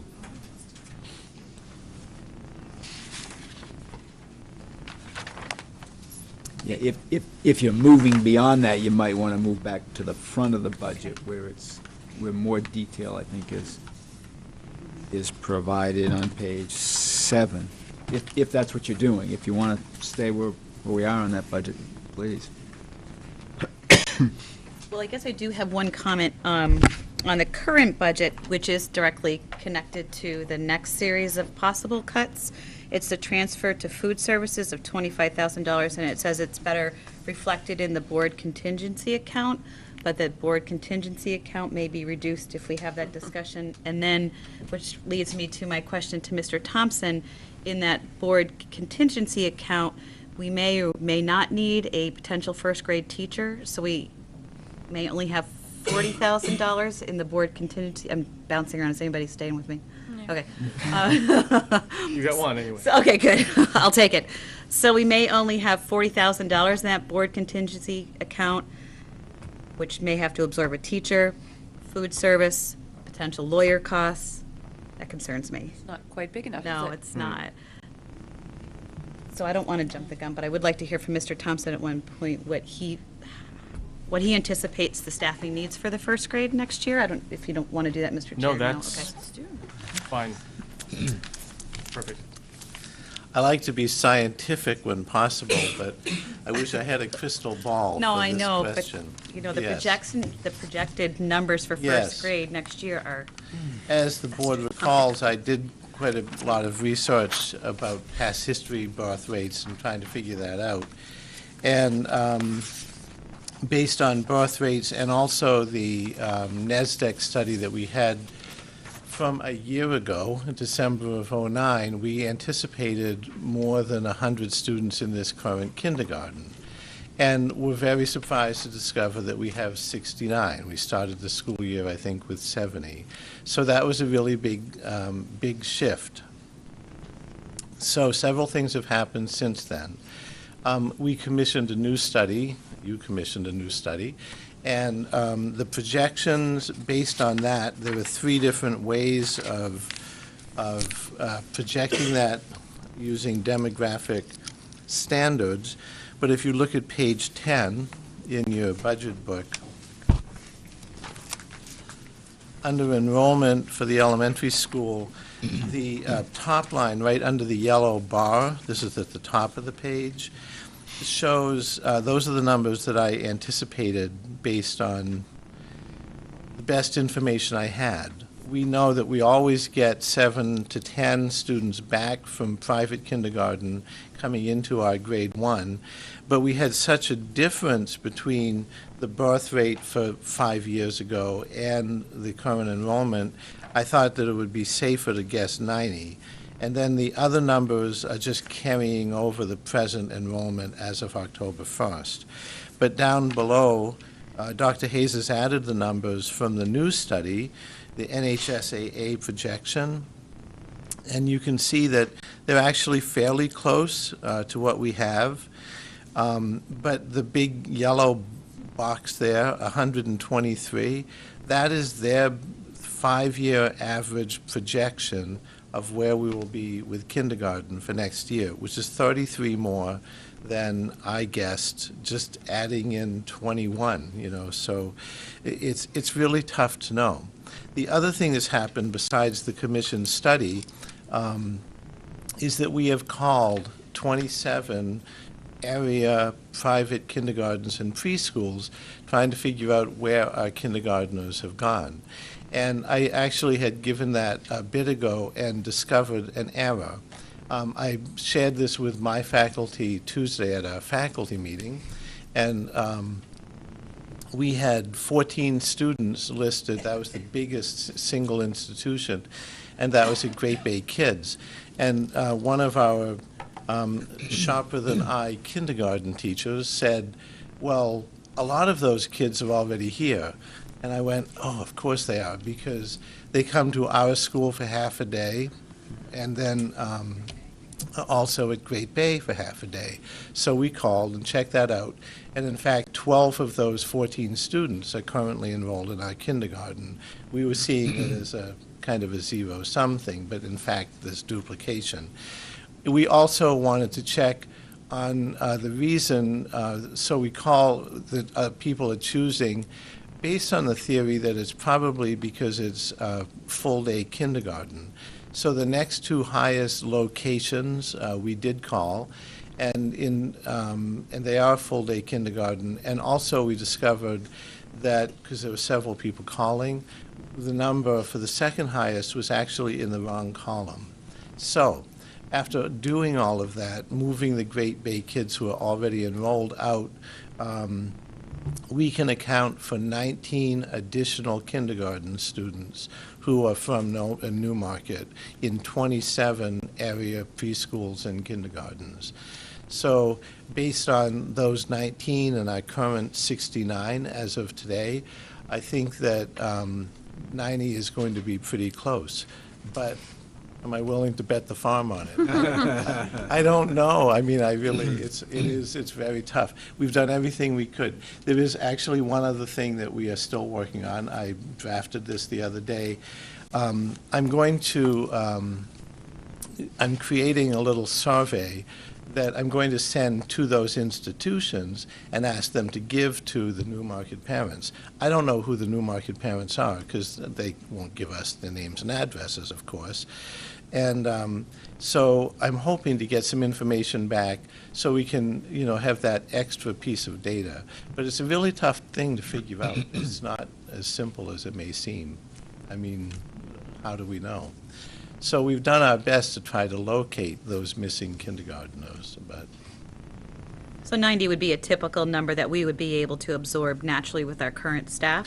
Correct, because right now we have 6 FTEs or full-time equivalents for grade 1 and 6 for grade 2, because those are our 2 biggest classes. So when I started out here, I had written in the initial budget proposal that with the current staffing, with no new teachers, I would anticipate that I could move one of the positions to third grade, where our big second grade class is going, keep class size around 20, which is fine for grade 3, and then have only 5 teachers at grade 1, which would accommodate 90 students at 18 per class. So it seems as though it's a safe bet. But the thing that kind of threw me for a loop was the NHSAA Right. study, which just All came of us. out, in the last month. So that's where contingency comes in? Yes. Okay. Yeah, so it's, budgets are always full of elements of risk. and so Absolutely. Okay. This has been a very thorny thing to try and It figure sure out, is. but, I lean more towards thinking it's the 90, but Right. again, as Scott said, you can't have a guarantee. Well, I just want to say, Interesting to see, won't it? It will. Yeah. I just want to say I appreciate all your extra effort to try and help us figure this out, because I know Happy to that's. do it. I can't take all the credit. I have No, to thank I'm Faye sure. Charette for making a lot of the calls, so, a number of us did it, so, thank you. Thanks. So, I guess the question we're knocking around is around the contingency number. How much do we really want to have in there? Do we, if it comes down to it and we've got 123 kindergartners or first graders,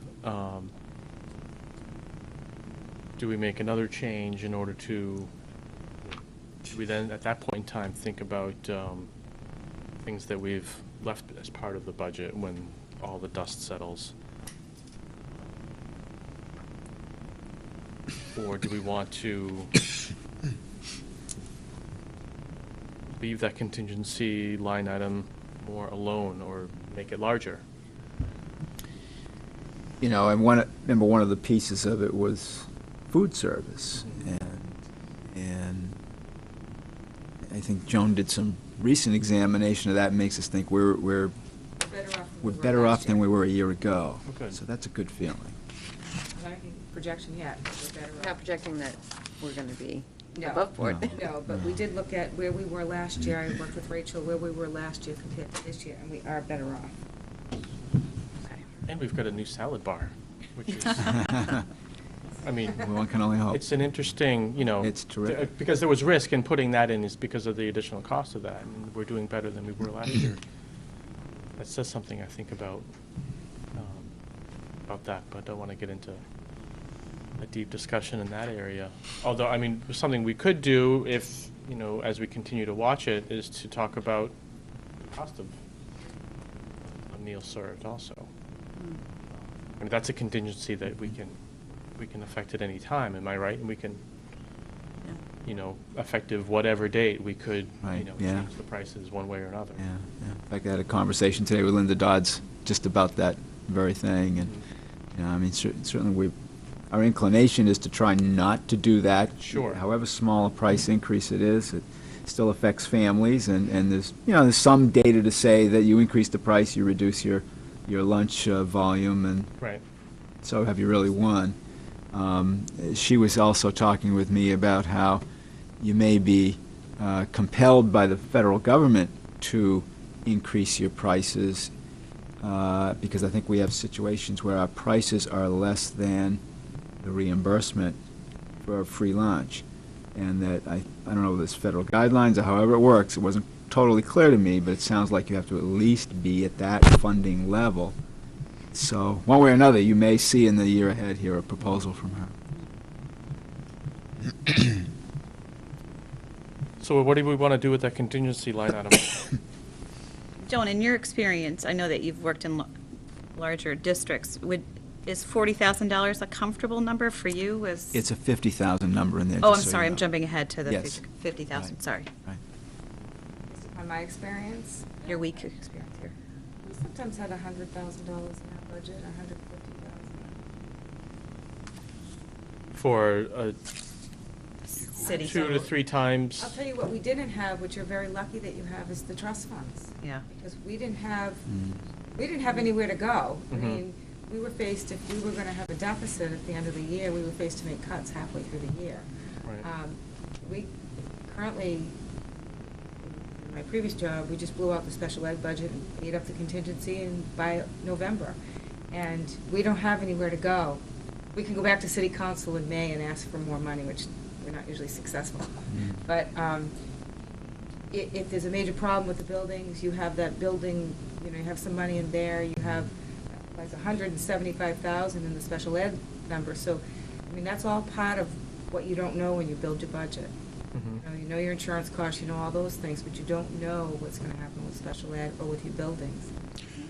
But those are earmarked for specifics. If we need money for one or two more teachers, we can't use those trust funds.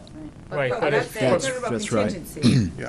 Right. If anything needs to be hit, we can go there. If we need a repair, we need Yeah, but special not- ed. Well, you're right, we hire- can't say, teachers. oh, we'll use school maintenance To pay for these teachers. So, but, for a Yeah. teacher. You asked for my previous experience, and I'm saying Right. that you're lucky that you don't have to build a contingency for special ed because you have one. Right Yeah, now, we have yes. a healthy one. Right. You know, that's typically what our contingency experience has been with Okay. special ed. Right. But I'm But you looking know- at this problem with And- these possible 33 students. Yeah. Do we have enough money with 50,000? Should we increase it another 20,000? Then would you have enough if you have to hire 2 teachers? Yeah, but the odds of having to do that, I think, are very minimal. Like for two, even though the projection is of NH whatever, that's a substantial jump for it. I know, Like, but I the know. possibility is there, and we don't have the money to do anything with that. So that's money that we could do with a contingency, and then probably, if it isn't used, then recycle it back to the taxpayers. Well, if you, And that would be. at some risk, I'll show you another way you could All right. potentially address that. If you look on page 10, but it takes you away from the kind of comfort level you've had with class sizes. If you look at 5th grade, you have 74 students, 4 sections, 18 kids per class.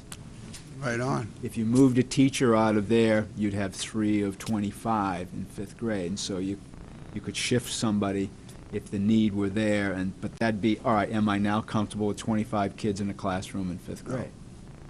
That's a lot. We haven't been there. No. I've been there other places, but you haven't been there, and so I just wanted to point that out, that that's something.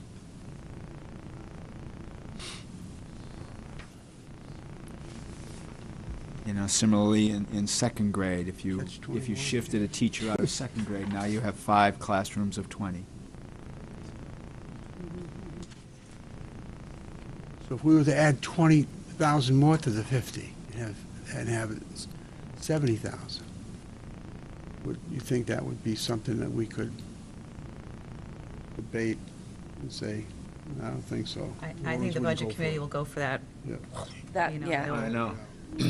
Even though they would see this. because they'll say there's nothing concrete to Seem- support it, although we have, No, but I know. education isn't concrete. Funding topic if I could, because I sent it, you probably didn't get it because I sent it on quarter 6. I sent a memo to the budget committee answering the long list of questions. I answered about 6 of them so far, so I copied you on the memo. One of the questions they asked was, what was our surplus at the end of the last 3 years? And our surplus 3 years ago was 192,000 to end the year. The last 2 years have been in the vicinity of $450,000. So, One of those years was the. I understand Yeah. that, right? Yeah. So, I mean, that is going to come up for that, because we did end 2 years with $450,000. But that's money that we used extensively for the repair of the buildings, remember right. Well, don't we allot it to the trust funds? We try and. That also, but we Right. also, But it wasn't that we didn't, I don't think, correct me if I'm wrong, but my understanding is we didn't underspend our accounts. It was in large part, except for the elevator, it was unanticipated revenues. We got a lot from Medicaid that we weren't. Medicaid, certain things unexpectedly that So if you rely heavily on that, then you're relying on a anti-contingency fund. Right, That's something you I could. just I wanted like to- how you're thinking though, because that's the way we need to think for the Well, just budget because committee. that's I the mean, question they asked me, and they It's- have that information. Right. They do. Which might be something we need to be prepared to answer with is, where did those monies come from? There were, what was the Why did we dollar have figure those? of Right. those Right. Medicaid? Do we have that? We have I'll those? find out before Monday. Yeah. Yeah, because it seems to me that last year, we weren't expecting a huge, No. a huge surplus, and then got one because it was unexpected, unanticipated revenue. Yeah. I think I can't remember what it How was. much money it was. It was like 125,000 extra unanticipated for Medicaid. Yeah. Which would help a lot. I'm trying to, 125. Yes. Can't we get that every Yeah, year? come I don't understand. Guaranteed unanticipated number? Yeah. Right, yes. So maybe for Monday night, or even for, it will have to be for Monday night, is to find out what our revenue projections were when we built the budget and what they ended up, what our Mhm. revenue projections ended up. So to see really, was it a surplus of, we didn't spend as much money as we had thought we were going to spend, or if we just took in so much extra. Mm-hmm. Could have that for Monday night. So as a board, are we willing to accept the contingency fund as 50,000? And Should look we at wait? this It is- possible 33 more students, and if that happens, then we got a problem. But if it doesn't happen, we're golden. 2310-0840. Yeah. Oh, that's So, page 59. My feeling is, yeah, keep it at the 50. Let's keep an eye on our surplus this year. There it is. Okay, thank you. And, if there's some things that if we do end up with a decent surplus this year, there may be some things we can knock off next year's budget so that we have contingency. You know. You bring up next year's budget, the projections on the next 3 years are going to be very bad, people. I just want to tell you that from what I'm reading and all that. Not going to be nice.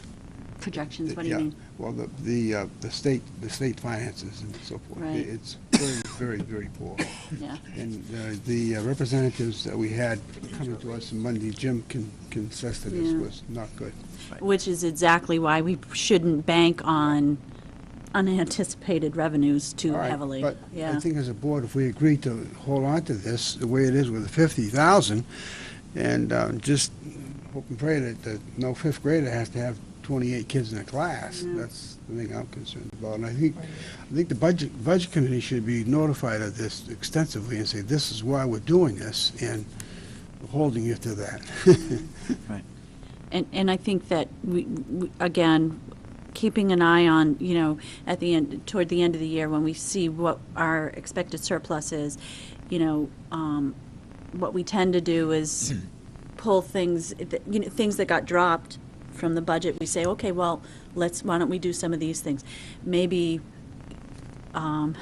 until we know for sure what our first grade size is going to be, maybe we do try to knock off some of the things that are on next year's budget with our surplus, so that we do have that cushion in case we need it for Yeah, I next year. understand.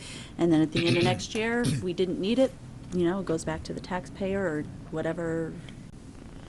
Well, it goes back to the taxpayer as depending on the wishes of the It's, voter. exactly. Based on those Yeah. funds.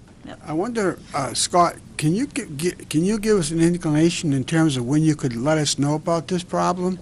Let's say by March or June, so we could work Thursday with next this? week? Thursday? Yeah. How about tomorrow? And that's actually a part of the problem. We begin kindergarten enrollment process in early March. And, we actually had our first inquiry yesterday. But, that we just say we begin in March. And that's when parents, are expecting it, because it's been that way, and that's typical. If you look in the newspaper, every school district has notices out around that time. If people are coming in for first grade, that goes on beginning then right through the summer, and so we really don't know, and, that's really tough. Even stuff if, shows up. That's right. even if you got the surveys, you couldn't really, It would always be a guess. I mean, it would Yeah. never be the concrete, right? I mean, until they show up on Right. August whatever. Yes, that's correct. The survey I mentioned, we're sending those to the people we know are enrolled in private kindergarten. But since, some parents may just have chosen to keep their 5-year-olds home, and we have no way of doing that unless we survey the entire community. And even then, yeah. typically in a survey, you may get 1 in 10 back. It's hard to know, so. Yeah, because we've spent a lot of time with this demographic thing, and they're coming back with these numbers with us, and I think we should react to them. That's my concern. I know. And when they presented, though, Chet, that they really had misgivings about how to predict that number, because Yes, they did. the pattern Yeah. of births didn't mirror what happens in other towns Yeah. for some reason, Well, and I think as a board, we're pretty sensitive to this topic in general because we weren't anticipating that big bubble that's now in second grade. So the budget committee at one point had accused us of sleeping at the wheel. And I know that we never want to be in that position again Yeah. as a school board. So I think that's why we're all like, oh. But it's a difficult one too. And I don't think the town wants to be in a position to see 28 kids in a class, No. especially Not at fifth all. graders. That's a very important grade. They're all important. I think fifth grade going into the middle school from there is good. Again, my feeling is, we keep that contingency at 50. Next year, we may have to make some really Yeah. big decisions next year if we are in fact in that position. It's gonna be But, tough. Yeah. but we have to make some really tough decisions right now, and, maybe we are just prolonging the tough decision, but maybe we will be okay, so. We are making tough decisions. We're cutting staff. Yeah, oh, We're yeah, cutting yeah, positions. yeah. I mean, we didn't even have we to are. do that last Right, year. exactly. So Kelly, do you feel prepared to support a $50,000 contingency fund Yes. in the budget committee? Yeah, I don't think I'd recommend increasing it or anything, but I think we need to have something in there. Mhm. Yeah, I'm comfortable with that. I will support that. Okay. Is there anything else we want to talk about?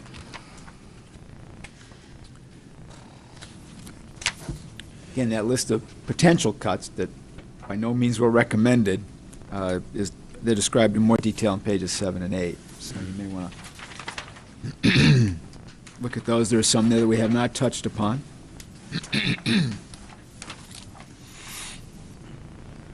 So, well, keeping with contingency, this potential, if we, horrors of all horrors have to go here, you would suggest removing 40,000 from the I was contingency? trying to give you a menu of things. I wasn't, Yeah. none of these I'm recommending. No, I know, but Yeah. that's what this It's means. just something to think about. Okay. And, yeah.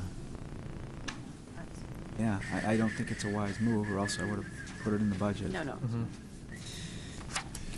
I mean, there's, along, or maybe replacing a piece of the, cutting middle school athletics or the coach's salary piece. There's, maybe, I don't want to go there, but we could at some point talk about a pay-to-play type of thing, recognizing that, students pay for shoes and what have you, but we could make, some of those more of a fee-based programs. I don't know enough about, the pros and cons of that to speak about it at length, but, Or even, there are other areas, districts that do that. Yeah, nowhere's near the, excuse me, nowhere's near the scale as what, we've seen in Massachusetts and what we lived through specifically in Beverly, but there are some in New Hampshire that do charge fees for athletics. I would try and advocate very passionately to say, stay away from it. We didn't see a change in participation, but it becomes such a slippery slope, because then you keep looking at it as a revenue source, and you crank it up to levels that are really quite high for a family that may have several kids in athletics, and not to mention the administrative piece of collections and management. It does add a lot. And what's, I'd stay away if you could, and be what's honest tough, with you. what's tough in a small district too is that, you know, your pool of participants is not as big as it might be in a bigger district, but your costs are a lot of the same because you still need the one coach for the, and then you still need the bus, and you still, Right. so you've got less kids paying, so their rates are gonna be that much higher if you have to Yeah. do the, Well, the good core majority of the students probably play 3 sports, you know, so, and they're paying Right. 3 individual times, Yeah. you know what I mean? I And mean, if it qualifies for sports, why wouldn't it qualify for any other Oh, you activity? get into You could- debates about Yeah. co-curricular activities and Right. what really is our core mission. Now we're and I really sliding down a just slippery slope. Don't like it. You're right. never a Boy, place can I it? ever Yeah. want to go. Yeah, yeah. And- But, But now, middle school athletics, and my understanding of why that's there, at least why it was there before, is that we enjoy a terrific recreation program for kids, and that there are opportunities outside of the school for them to get good competitions and participation. Personally, I wasn't willing to support it in the budget, because I really like to have kids representing their school, and to have that available for kids to participate in, to me, is a really, really good thing. the engagement of the student with, you know, if that's something that's motivating for them to associate with being in school. Right, Yeah. right, It's- totally and agree. The Yeah. community piece, I think there's lots of The health and big wellness reasons, piece the health and and, yeah. I mean, Yeah. it's just, you start, ugh. Okay. Yeah, I don't like this page very much. That's why it's in red. I don't like this page at all. It's just It's, offensive, I think. well, you know, I know we asked you to do it, too. I'm telling you, I have been there too many times, and if your target is truly 0%, it's painful. Yeah. It is very painful. Well, what is really nice about this page is, in its ugliness, is where we can say, this is what it'll mean if this is the case, we're for it. which, If our hand to, is right, just there. so so that the budget committee understands what it would mean, and if that's what they're comfortable with, then that's, you know, that can be their thinking. And, you know, the process, you know, it goes through a public hearing, deliberative session, et cetera. So it's not final, but this is good information for the budget committee, and it's good information for the community to know that if we're going to go to 0, you know, This is class what it would sizes take. will increase, we're going to lose middle school sports, we're going to, This puts it all on the table Yeah, very right. nicely. Oh, Very it's nice. so beautifully laid out, I Thank you. have to say. Thank you. But maybe for the community, are you going to review these items, Cliff? Because they won't have the luxury of having this in front of them, just for their information? Well, Or I don't, I think don't we- disagree with that, but I wanted to specifically address one of them, Oh, because sure. I think it's really important, and that is the paraprofessionals at the elementary school line. Because I imagine that, you know, budget committees will look at the expense for paraprofessionals and see that as special ed costs driving us through the roof. And you know, you know, Truth in Advertising says, but they're not all specifically for special ed and IEPs. But as a board, I would hope we would be strong advocates that the other piece of their job, which is RTI, is a critical part of our instructional program, number one, and when you talk about DINIs and CINIs and all of that, and is a prevention strategy for kids becoming special needs students. So we wanted to be upfront about saying, yeah, there are 23 paras, but it's really, there's a divide there in terms of specific service on IEPs and in the RTI program, but they're essential to that RTI program. You saw I put in here 3. If you start cutting away at that, you chip away at the RTI program and all that it means for us. I just, when we get with the budget committee, you know, so I'm assuming you're still supporting this as is, but there needs to be that advocacy on that level. And I support think that we this. can also make the case that with this personnel, we were able to reduce our special ed case management. Not that we wanted to do that, but we had to make some tough decisions. And because of RTI, we may not be seeing as many students that fall into the special ed category. Therefore, having the more successful students and eventually saving the district some money as well. When you go into the RTI, which is response to intervention, how effective have you seen that since you've been here? Or can Scott give us an idea on In my that? previous district, experienced it, and, terrific gains on the part of students, but Scott can speak about it. Scott, can you Yeah. give us a rundown? Me too. That's great. And for this one, I Looks bought. ready. Look I at bought that. graphics. Woohoo! Oh, we get to look at his pretty charts. You said that. You said he has pretty charts. I open up again. No, I think RTI is really important. What does he have, a chart? Oh, he's He's gold. got all sorts of stuff. Did you give your originals? Oh, you know what, there's, is this what you're looking for? Neat. Has notes on it? Yes. Oh, is this I what just Pat need one of those. from Les? Thank you. I'm sorry. You all get this one, too? You know what, maybe not. They're getting it. Oh, wait, Or yeah, no. we're getting it now. You have just these two? I have two. Are we supposed to have two? Yes, one looks like this, Yep. and one is all those little graphs with Little bar, tiny yeah. writing. You're gonna have one of those.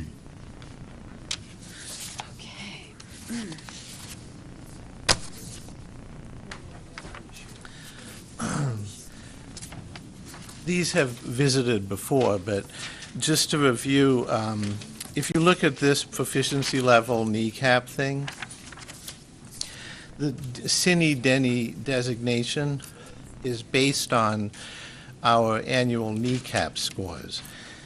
Next month, we'll be back and we'll be adding a new column, 2010, because we took those in October and the scores come out in January.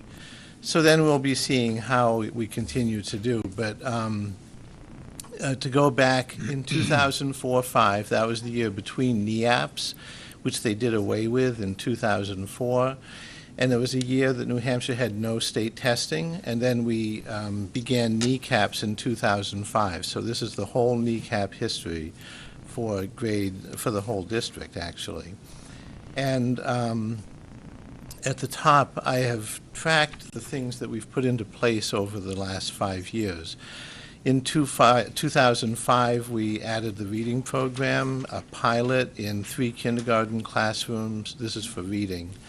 The next year, we piloted Houghton Mifflin just to try a different one. And then in 2007, we piloted the RTI model for the first year, and we adopted Scott Forsman reading. The next year, we did RTI again, last year again, and this is the 4th year, including the pilot year, that we've done it. The scores. So looking at Yeah, look at reading, these. where we have definitely put the most of our efforts in RTI because it's so critical as a starting point. If you read across any row, like grade 3, for example, you can see that these are different students, of course, every year. But last year, we had 91% of the students in grade 3 who were either proficient or proficient with distinction in reading. I attribute that directly to the level of support we've had through the RTI model. And in that model, students are grouped with less regard to their designation as a special ed student or not, and with more regard to what is their skill need. So it's really a big efficiency for the district. Because if we have two students from Class A and 4 students from Class B, and they all need to work on phonics with a particular focus in grade 2 or grade 3, it's really efficient that we can group them, give them a short-term instruction. Hopefully, they'll improve enough to be, out of that group in a while. But the little arrows and the asterisks, those are what are telling for me. I did 2 things. Many times we've been asked to track a cohort. So if you follow any one of the colors from the upper left to the lower right, you can see the progress that that cohort, although it changes a bit with people moving in and out, but you can see the progress of that cohort over the years. If that cohort reached their highest level ever last year, then they have an upward arrow in the 2009 column. And if that grade level, different students every year, but grade 3, for example, reach their highest level ever, then they have an asterisk. So if you look at grade 3, that was the highest score, the percentage of students who were proficient or with distinction in reading, either for any grade 3 in 5 years, and that's the first year, is the cohort, so of course it was the highest for them. Grade 4 was almost tied to their highest ever.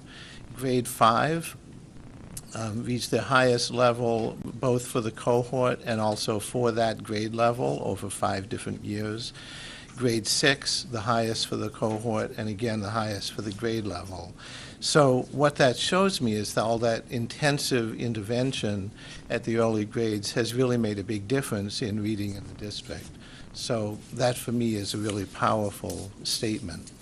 Last year, when we did the NECAP presentation, the board asked specifically about RTI for math. We don't have as many people who are dedicated to math intervention as we do for reading. But this year, because of changes in some other places, I did reassign some people because we were able to do that.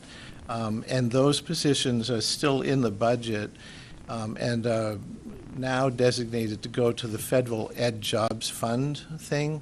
So my hope is that we'll be able to continue RTI for math. And I predict, since we've also had great growth in math, if you look at the math on the bottom, all those arrows and asterisks, they're not as high as for reading, but they are still the highest that we've been in 5 years.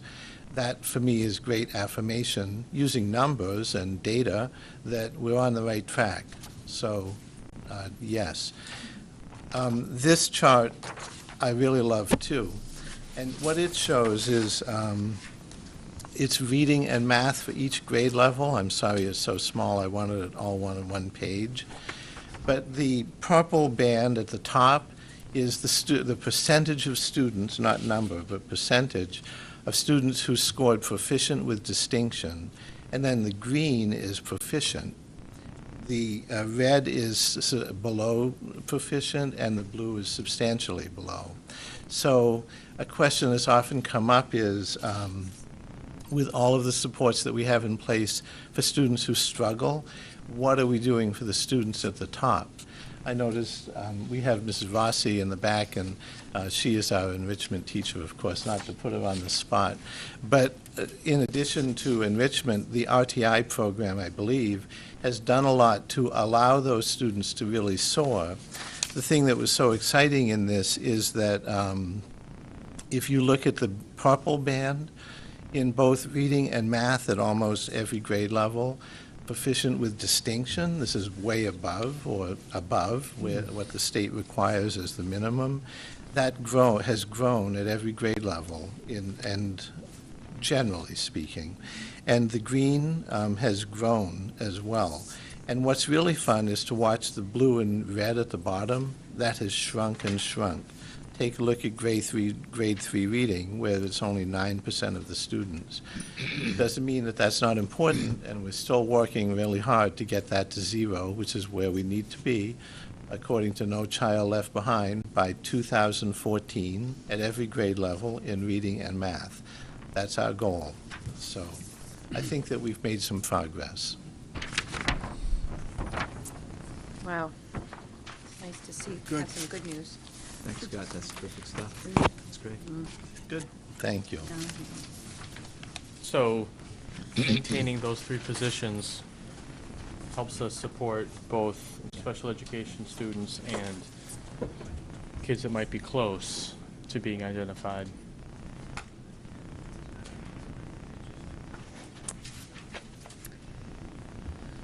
Okay, so,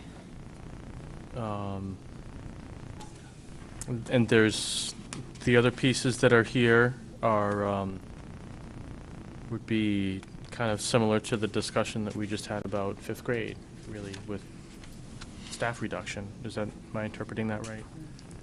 Yes, yeah, and I'm not, and we have no sense of where that might come from, to be honest with you. So, yeah, I think for elementary, certainly it does impact that. And again, this is a placeholder there for one at the junior, senior high school.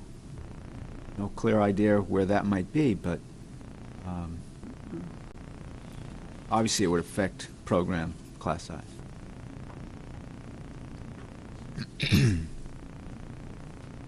And that's the challenge. Well,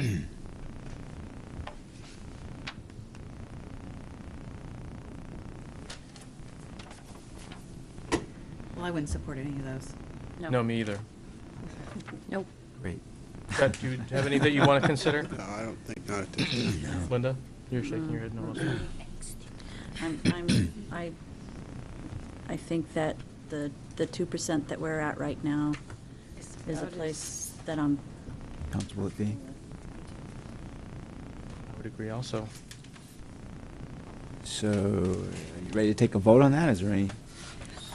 We do have a hole in negotiations. How does that play in this budget? Because there's a question, not a hole, but there's a Question mark question mark, in there's the- like just a. Well, the question mark was, You had provided a table if we had. I provided that table at our last board meeting. There Right. was some discussion, because your obligation here, the items that'll get carried forward really into a default budget. You have the collective bargaining agreement with the teachers, but you really also have pay scales that you have published, promoted for classified staff, I'll call it, the custodians and clerical workers, and so I think there's an obligation to those, but the employees to which there is not formally that obligation are the district administrators, as well as the classified people who are on the top step, because there's nothing in the pay scale language that says what happens to those people. And so as the budget was built, for all of those people, an amount of 3% was incorporated into the salary lines. You'll notice in the comments, I think I've got in the comments here, what I did, kind of based on a discussion we had last week, is for the administrators, I pulled that 3% amount out of all of those lines and put it into the one account that says negotiations. I'll show you the account. Let me look at this for a second. 23200370.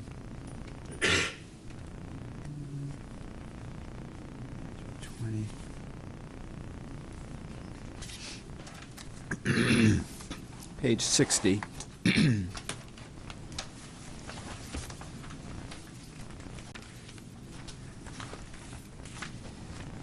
2320, the object is 370 negotiations. You can see there that the initial proposal showed no money in there, zero. You see that in the green column. And then the amount that's new there is the 28,750. That represents the sum total of the 3% increases for the administrative folks, because as we had talked about, it isn't like necessarily 3% for each individual. The idea is performance raises, plus we know we have equity issues in terms of people not properly salaried for their position and responsibility. So that's what I did with that. And so then the scale that I provided for you on page 8, the table, I should say, was, well, give us a scenario for all of those from a 3%, 2%, 1%, 0%. And the shaded portion represents my, I think, reasonable assumption that whatever you gave to administrators, you are not going to give less to a classified position. So that's why I just blocked those out and didn't even bother to put numbers in there. But it shows you the amounts that would be cut. Forget the adjusted budget. I'm not sure why I put that in there, but it shows you the amounts that would be cut depending upon how you saw the raise situation, all the way down to everybody gets a 0. So obviously, for the folks out in the audience and folks at home, it ranges from zero to a total of almost $46,000. The total amount for all those employees is an amount of $46,000 roughly. So if you chose a different structure, then you know how much you'd cut in the budget.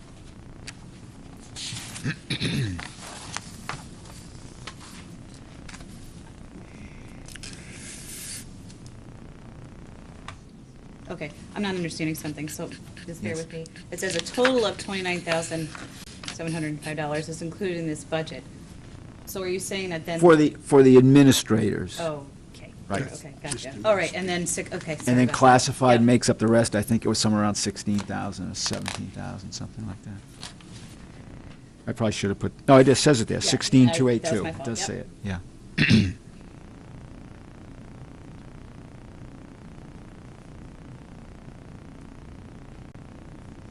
So what is this amount representing the 28,758? That's not both of those. That is the, Only the increase.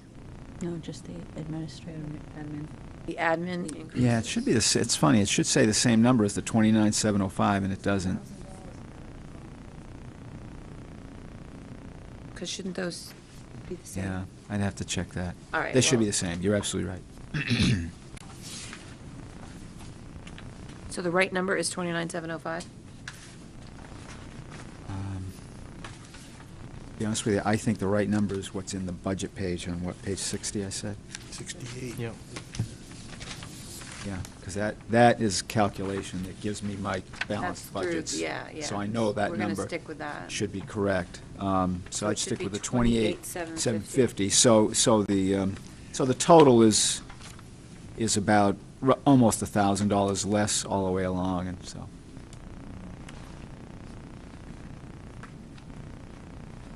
And if you were to say, okay, we want this structure, then I'll recalculate that and make the right adjustments. So you know this is going to be a hot topic. Oh, yeah.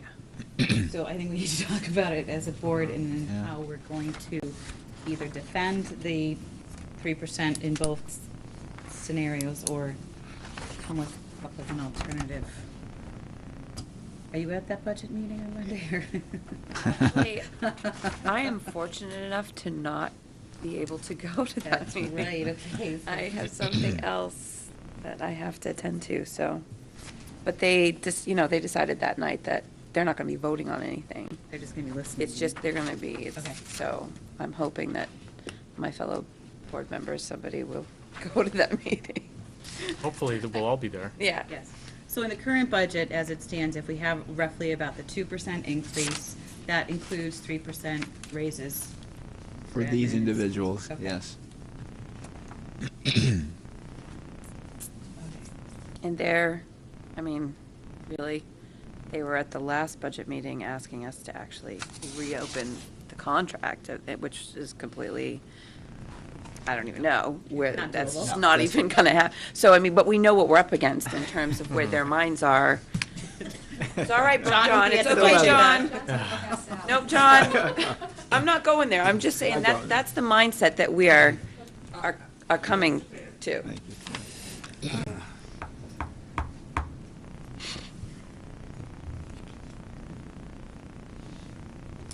And, they've made comments on more than one occasion about, in these times, no one should be getting a raise.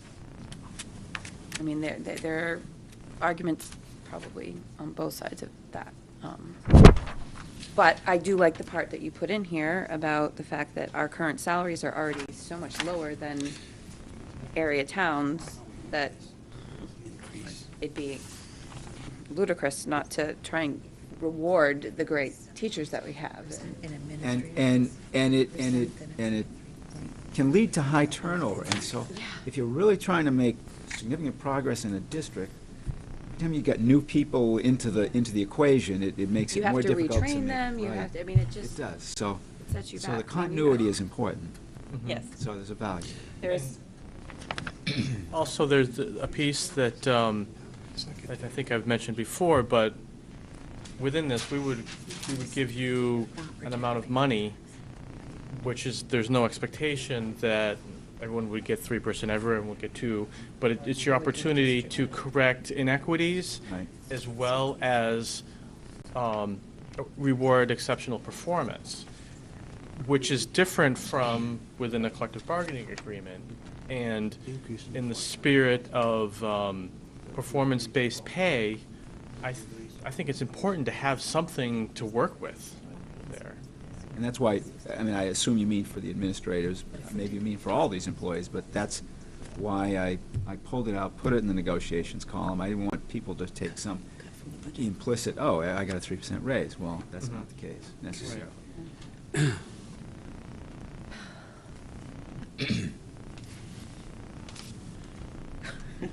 So we need to talk about it. Yes. I thought I opened the conversation. The can's open. We're caucusing over here. I know, you guys are like.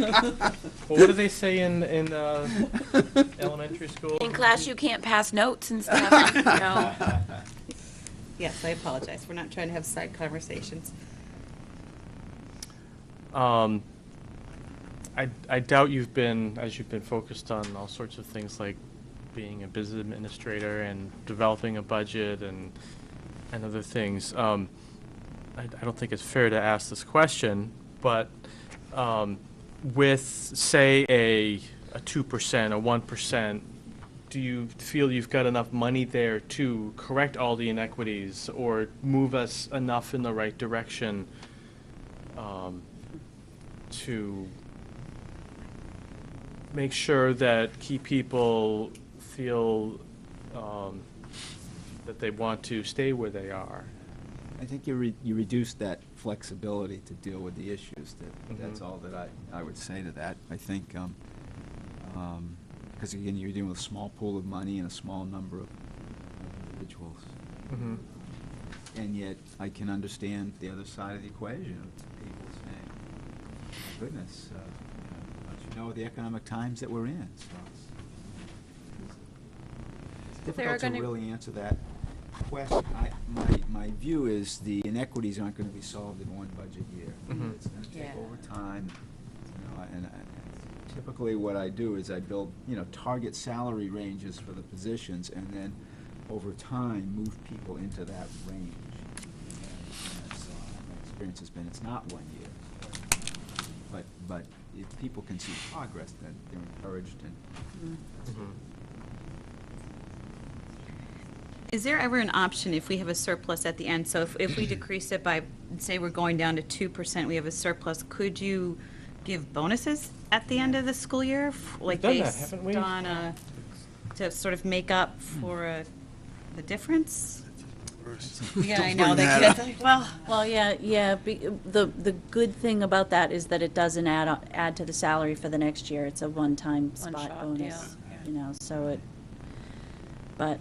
I don't think it's best practice, but. But,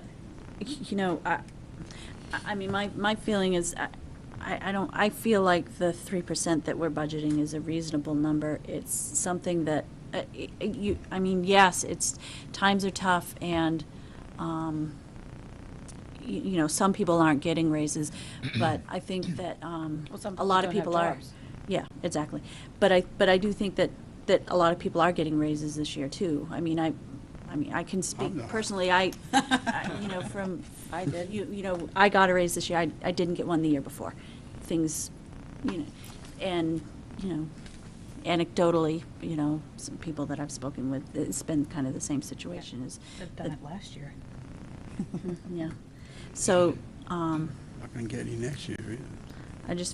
I don't know, I feel like the 3% is reasonable and can help us to help move toward fixing some of those inequities that we have. Are we going to be able to, well, I'm not going to be there, I say we, but show them, they want to know where we are in our salaries in terms of the area.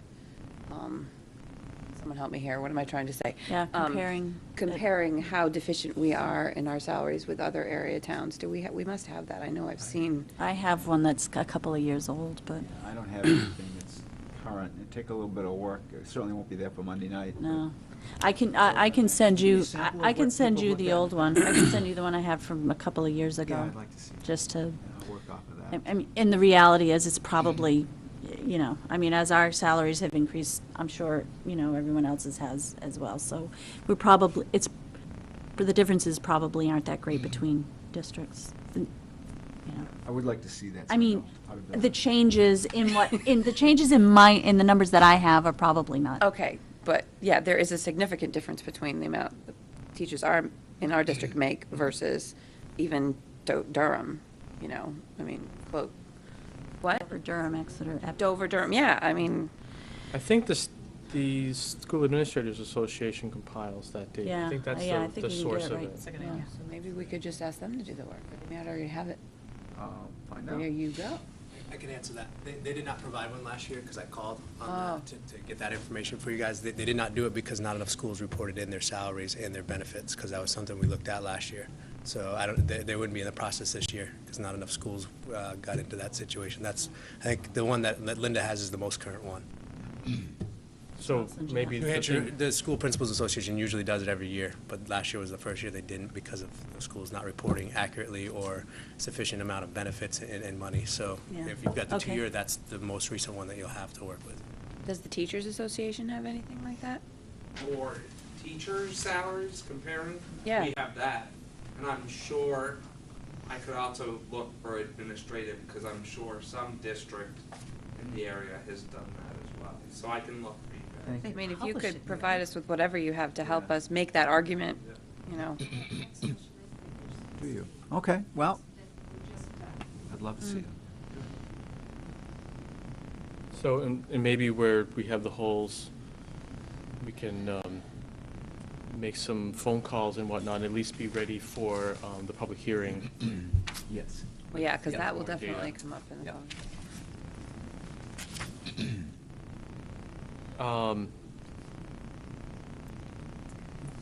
If we say 3%, that doesn't mean we have to spend every last penny of that either. I guess, you know, when is the point where we're building those contracts for the coming year? So, Obviously, the budget gets approved, and I would begin doing that so that, you know, people know before the school year ends the situation. so we really need to be firm about that, and we can't be wishy-washy No. there.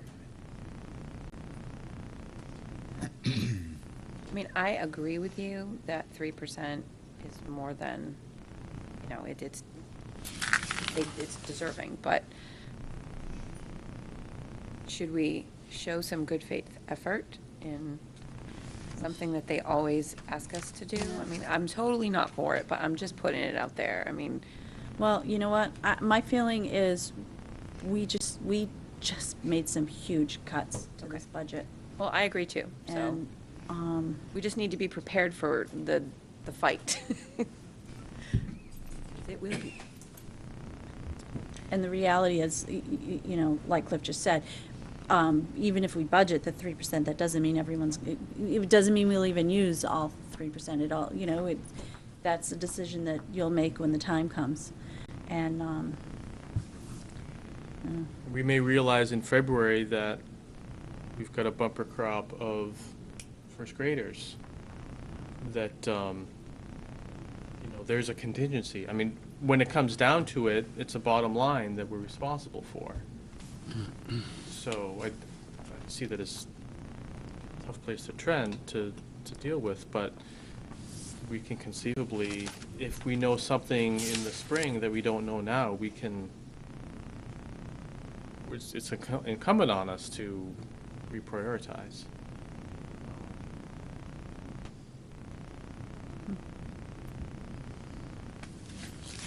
Do we, I mean,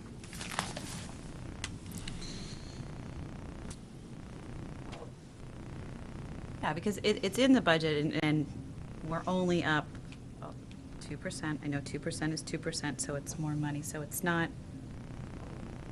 off the charts. I mean, this budget came to us at what, Initially, 15% increase or something? Half, 6.7, Yeah. something like that. So we have done our due diligence in really taking a critical look at each and every aspect in this school, and my lens is always how it will impact the kids. So when I first brought this up yesterday, well, I brought it up for two reasons. I don't think anything should be sacred in a budget.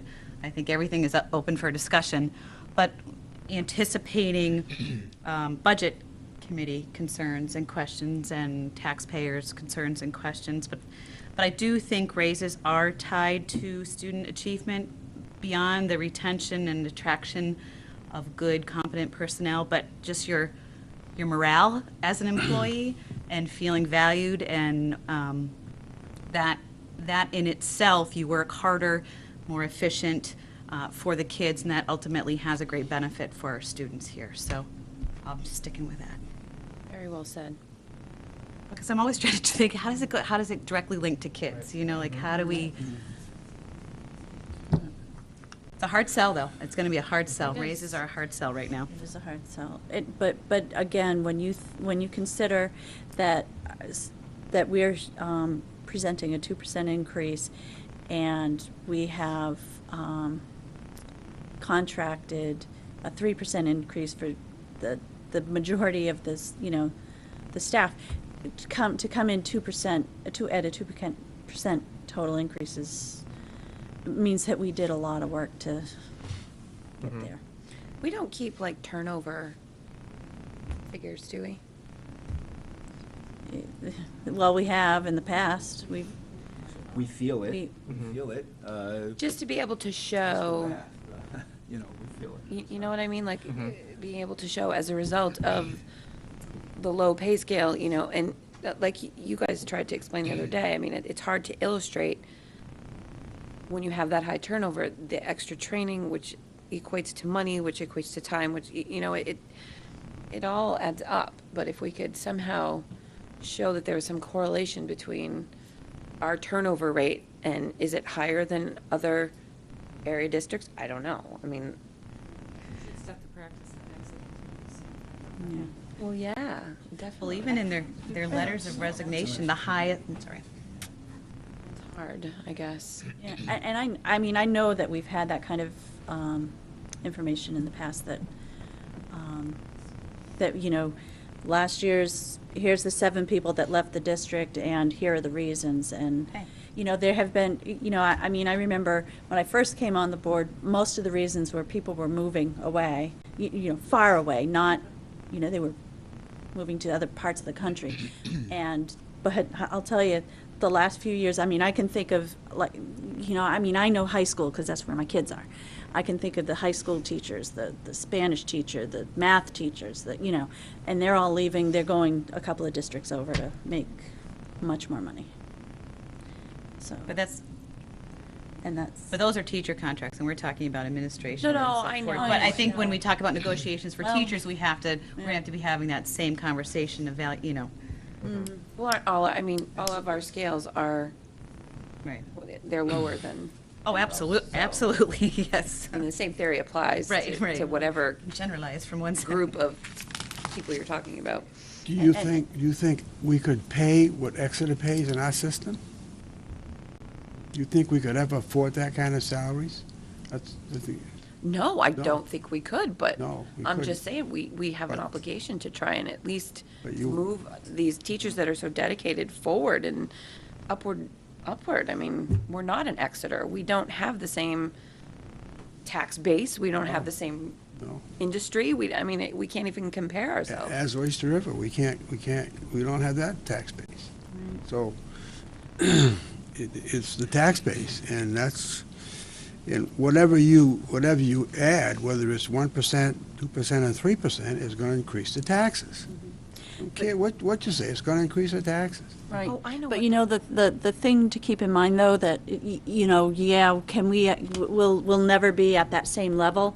But, when we give our 3% increases, Exeter's giving their 3% increases too. So, we're not making any headway, but we're treading water. And the reality is, clearly, the dedicated staff that we have here, it's not all about the money. That's very clear, is they're not here, it's not all about the money. They're here for many reasons, and you know, of course, money And I'd plays love to see a them part get of that it, kind but- of money, you know, but the thing is that, you know, where would that put our tax base? We don't have the Oh, yeah. base to work No. off that, with that tax base. No. That's the problem. Do we have, here I am asking for figures. How do I want to say it? How much, whenever we have a surplus, or not always, we give back a certain amount of money to help reduce the tax. Mhm. Is that correct? Am I wrong about that? Yes, we've had checks this summer.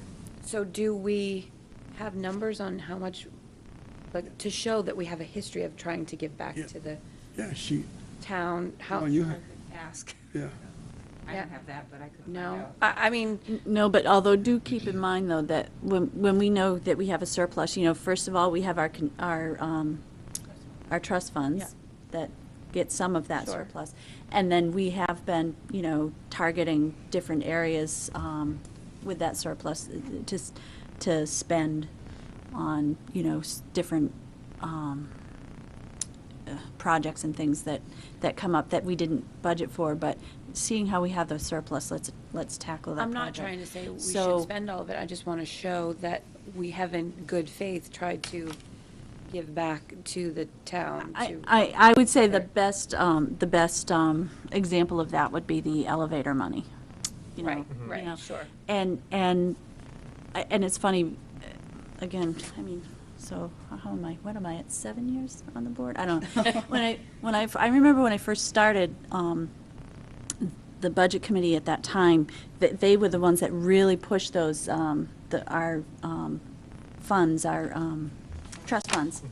And were telling us, you know, no, don't, you know, if you have a surplus, don't give it back to us, put them in these funds so that you won't, you know, so that you come won't to have the to come town back as a to whole, us, so yeah. that you won't. So, and, you know, and the fact that the town approves them year after year tells us that, you know, okay, you presented us a budget and we're passing it because we saw the work that you put into it and we believe in that number. And then we approve these funds, these trust funds, because if, you know, if you have that extra, we want you to be prepared for, you know, emergencies and things like that. And you know, I just feel like the fact that that people are voting their trust in us, that I think we're headed in the right direction, that we're doing what they want us to do. Well, I think there was an email that was sent around to all of us from a resident in the town, and Never got it. and it just, after all that we do here, the terms that the term reckless was used to describe us. I can't even remember. I think I've blocked them out, but I really don't think that we are reckless with how we're creating this budget. And I just, You know what? Everyone's has no, an but- opinion. And come on. So, I mean, it's been a very thoughtful process. So I'm starting to think of this, this increased number in the context of, if we're talking about people that have been here for long enough to max out the salary schedule that we've had, we're rewarding longevity to some extent. And we get the opportunity to correct inequities, reward excellence. It's not a huge pool of money.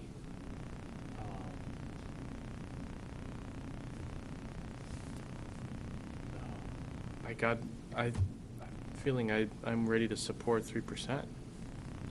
And if, you know, if the budget committee would like to reduce, you know, the budget by an amount that reflects a different percent increase, we can, you know, we can go forward with that and, you know, discuss.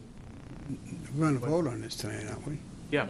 But they won't be able to go forth with it. If we vote on this budget, that's going to be the budget. Well, They that's can what, make be our that's what budget. we present They to can them. make It'd be our recommendations. budget. No, but, No. and eventually, after the public hearing, it becomes their budget. Right. Okay, so they could cut it. And that's so on the they can floor. say, well, respectfully, we think that that number is too high.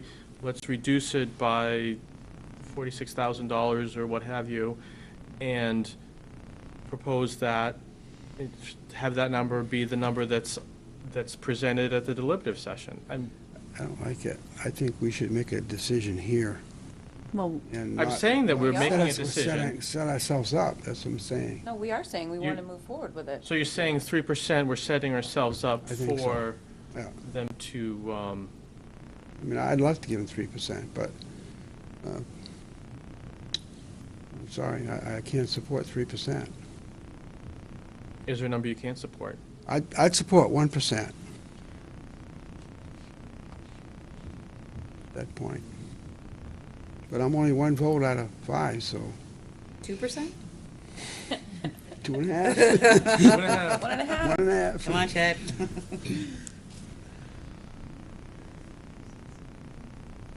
Well, what do you think of 2%? I just can't support 3%. I'd love to give them 3%, but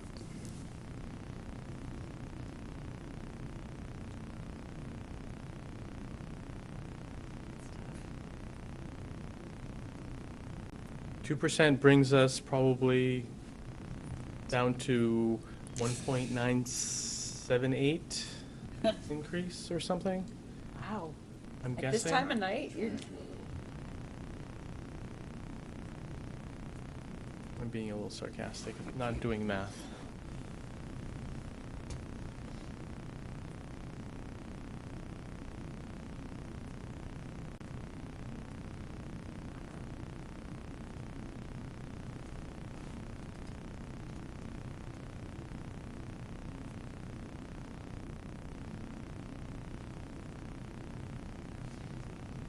I would still give them.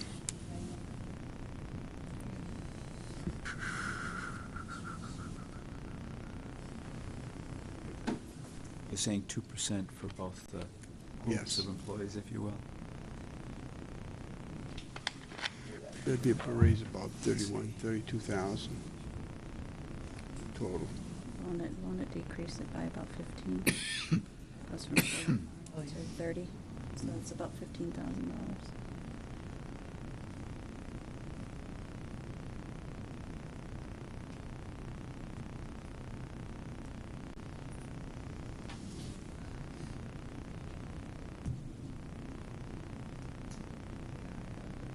Cut of $15,000, Mhm. $11. But I think, Cliff, what percentage would that bring us to? bring our budget down to.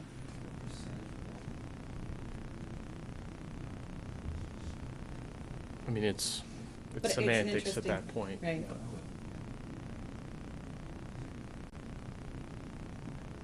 Because we're at what, 2? See, get below 2, I think it's below 2, we're golden. On the impact. Brings it down to 1.92%. That's what I would go for. Wild guess. So so you would support a I- 2% I would. increase and a overall budget of 1.9? And I'd be very concerned, because I'm thinking down the road, and Hmm? 3% this year, 3% next year, you know, it's, because you're gonna wanna help them, you know, I can't love to give them 3%. I'm thinking a little further down. You don't agree with me. I'm thinking about it. You're red in the face, you're mad. No, I'm not mad. I'm always red in the face, I'm hot. You're gonna clout me one. No, never on television, Chet. We keep the hammers over actually here, do and we like might it. have to I know. separate you. After doing all that caucusing, well, that's, Well, I would love to be unanimous in our support. yes. I would too. I think that's very important.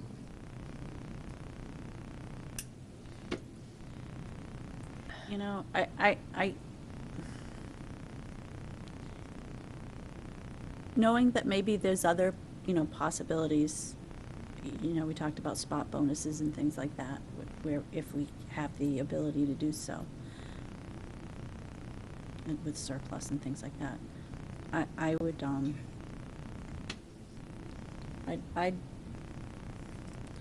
if that's where Chet's comfortable, I would be comfortable, I would be comfortable saying 2%. And I think you're right, I think it would go a long way with the budget committee and,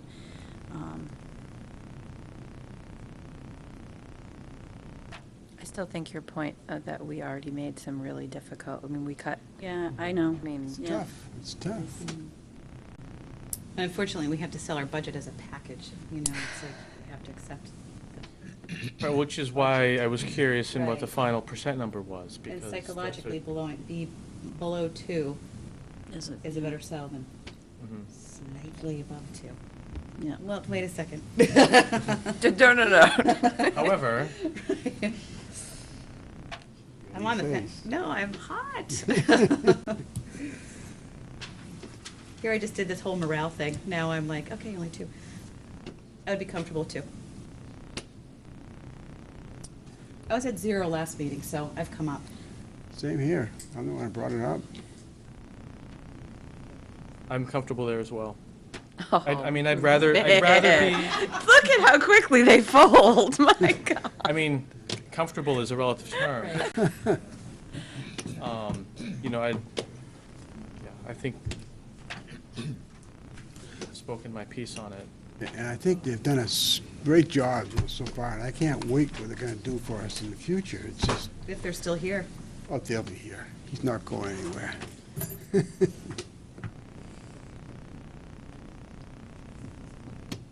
Well, I mean, this process, you know, this document is an example of the value in paying the right people. You know, administration or, you know,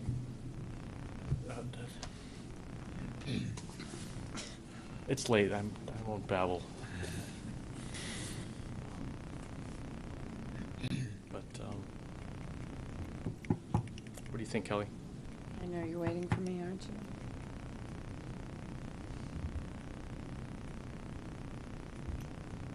I'm not really feeling it. And I don't like the peer pressure. Well, It's not really, you know, it's like, we all made Ain't this seen great nothing yet. ploy for 3%. I Chet know. pipes up in 2 minutes and everyone's like, okay, 2, okay, 2, okay, 2. It's like, really? It's that easy? Well, not necessarily. I mean, last week's discussion was, are we gonna give them a raise at all? That's how I No, started the I get that. conversation, I get and not that. you know, it had to be brought to the table for discussion. And, you know, the discussion goes like this, based on. I know. And I was going through quickly the individual situations, and I thought, we don't want to cut individual people through this. I think it has to be one administrative budget. That's what I'm thinking. No, I don't want to cut. I don't want to, individual I don't want to people either. hurt anybody. We've because already we wanna cut reduce people. it. I mean, what are you No, talking about? I mean, cut, not give people a raise at all in administration. well, I think, Right, that was extreme. Yeah, that, I didn't want to do that. Yeah. Right. and that needs to be a decision that's made by the superintendent. Yes, I agree. But we could have debated it, you know, but I figured, didn't want to do that. He is our only employee.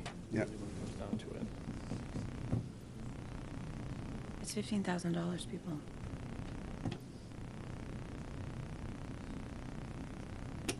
Maybe the university can give us some funds or whatever. Yeah. Yeah. Well, how can I word it such that under duress? I no will, duress. You making a motion? I will cave, I guess. I mean, I strong. have no other choice. Be If strong. you want unanimous and everyone else wants to go too, then unless I want to have 12 angry jurors on my hands, I better just follow my sword. Well, I mean, it's $15,000, but, you know, we've talked about $6,000 items and No, I know, $4,000 I know, items, So I know. that it's, It's more than the money. yeah. It's know. the morale. It's the, Right. I know. it's everything. It's, We kept the paraprofessionals in there, you know, and all that, so that meant a lot to us. yeah. That wasn't, well, I don't know. That was never an option in my mind anyways, when I approached the budget, to cut the paraprofessionals. But yeah, So that would One. it would put us at about 1.92. Do you have a total budget number then?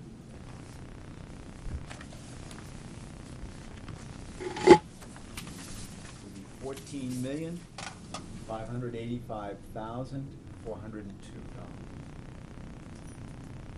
14,585,402. It's 1.92%.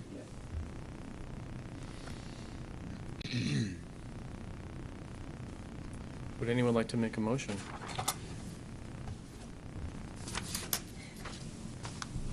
Not gonna get me to. Make a motion to approve the FY '12 budget proposal for the year 2012.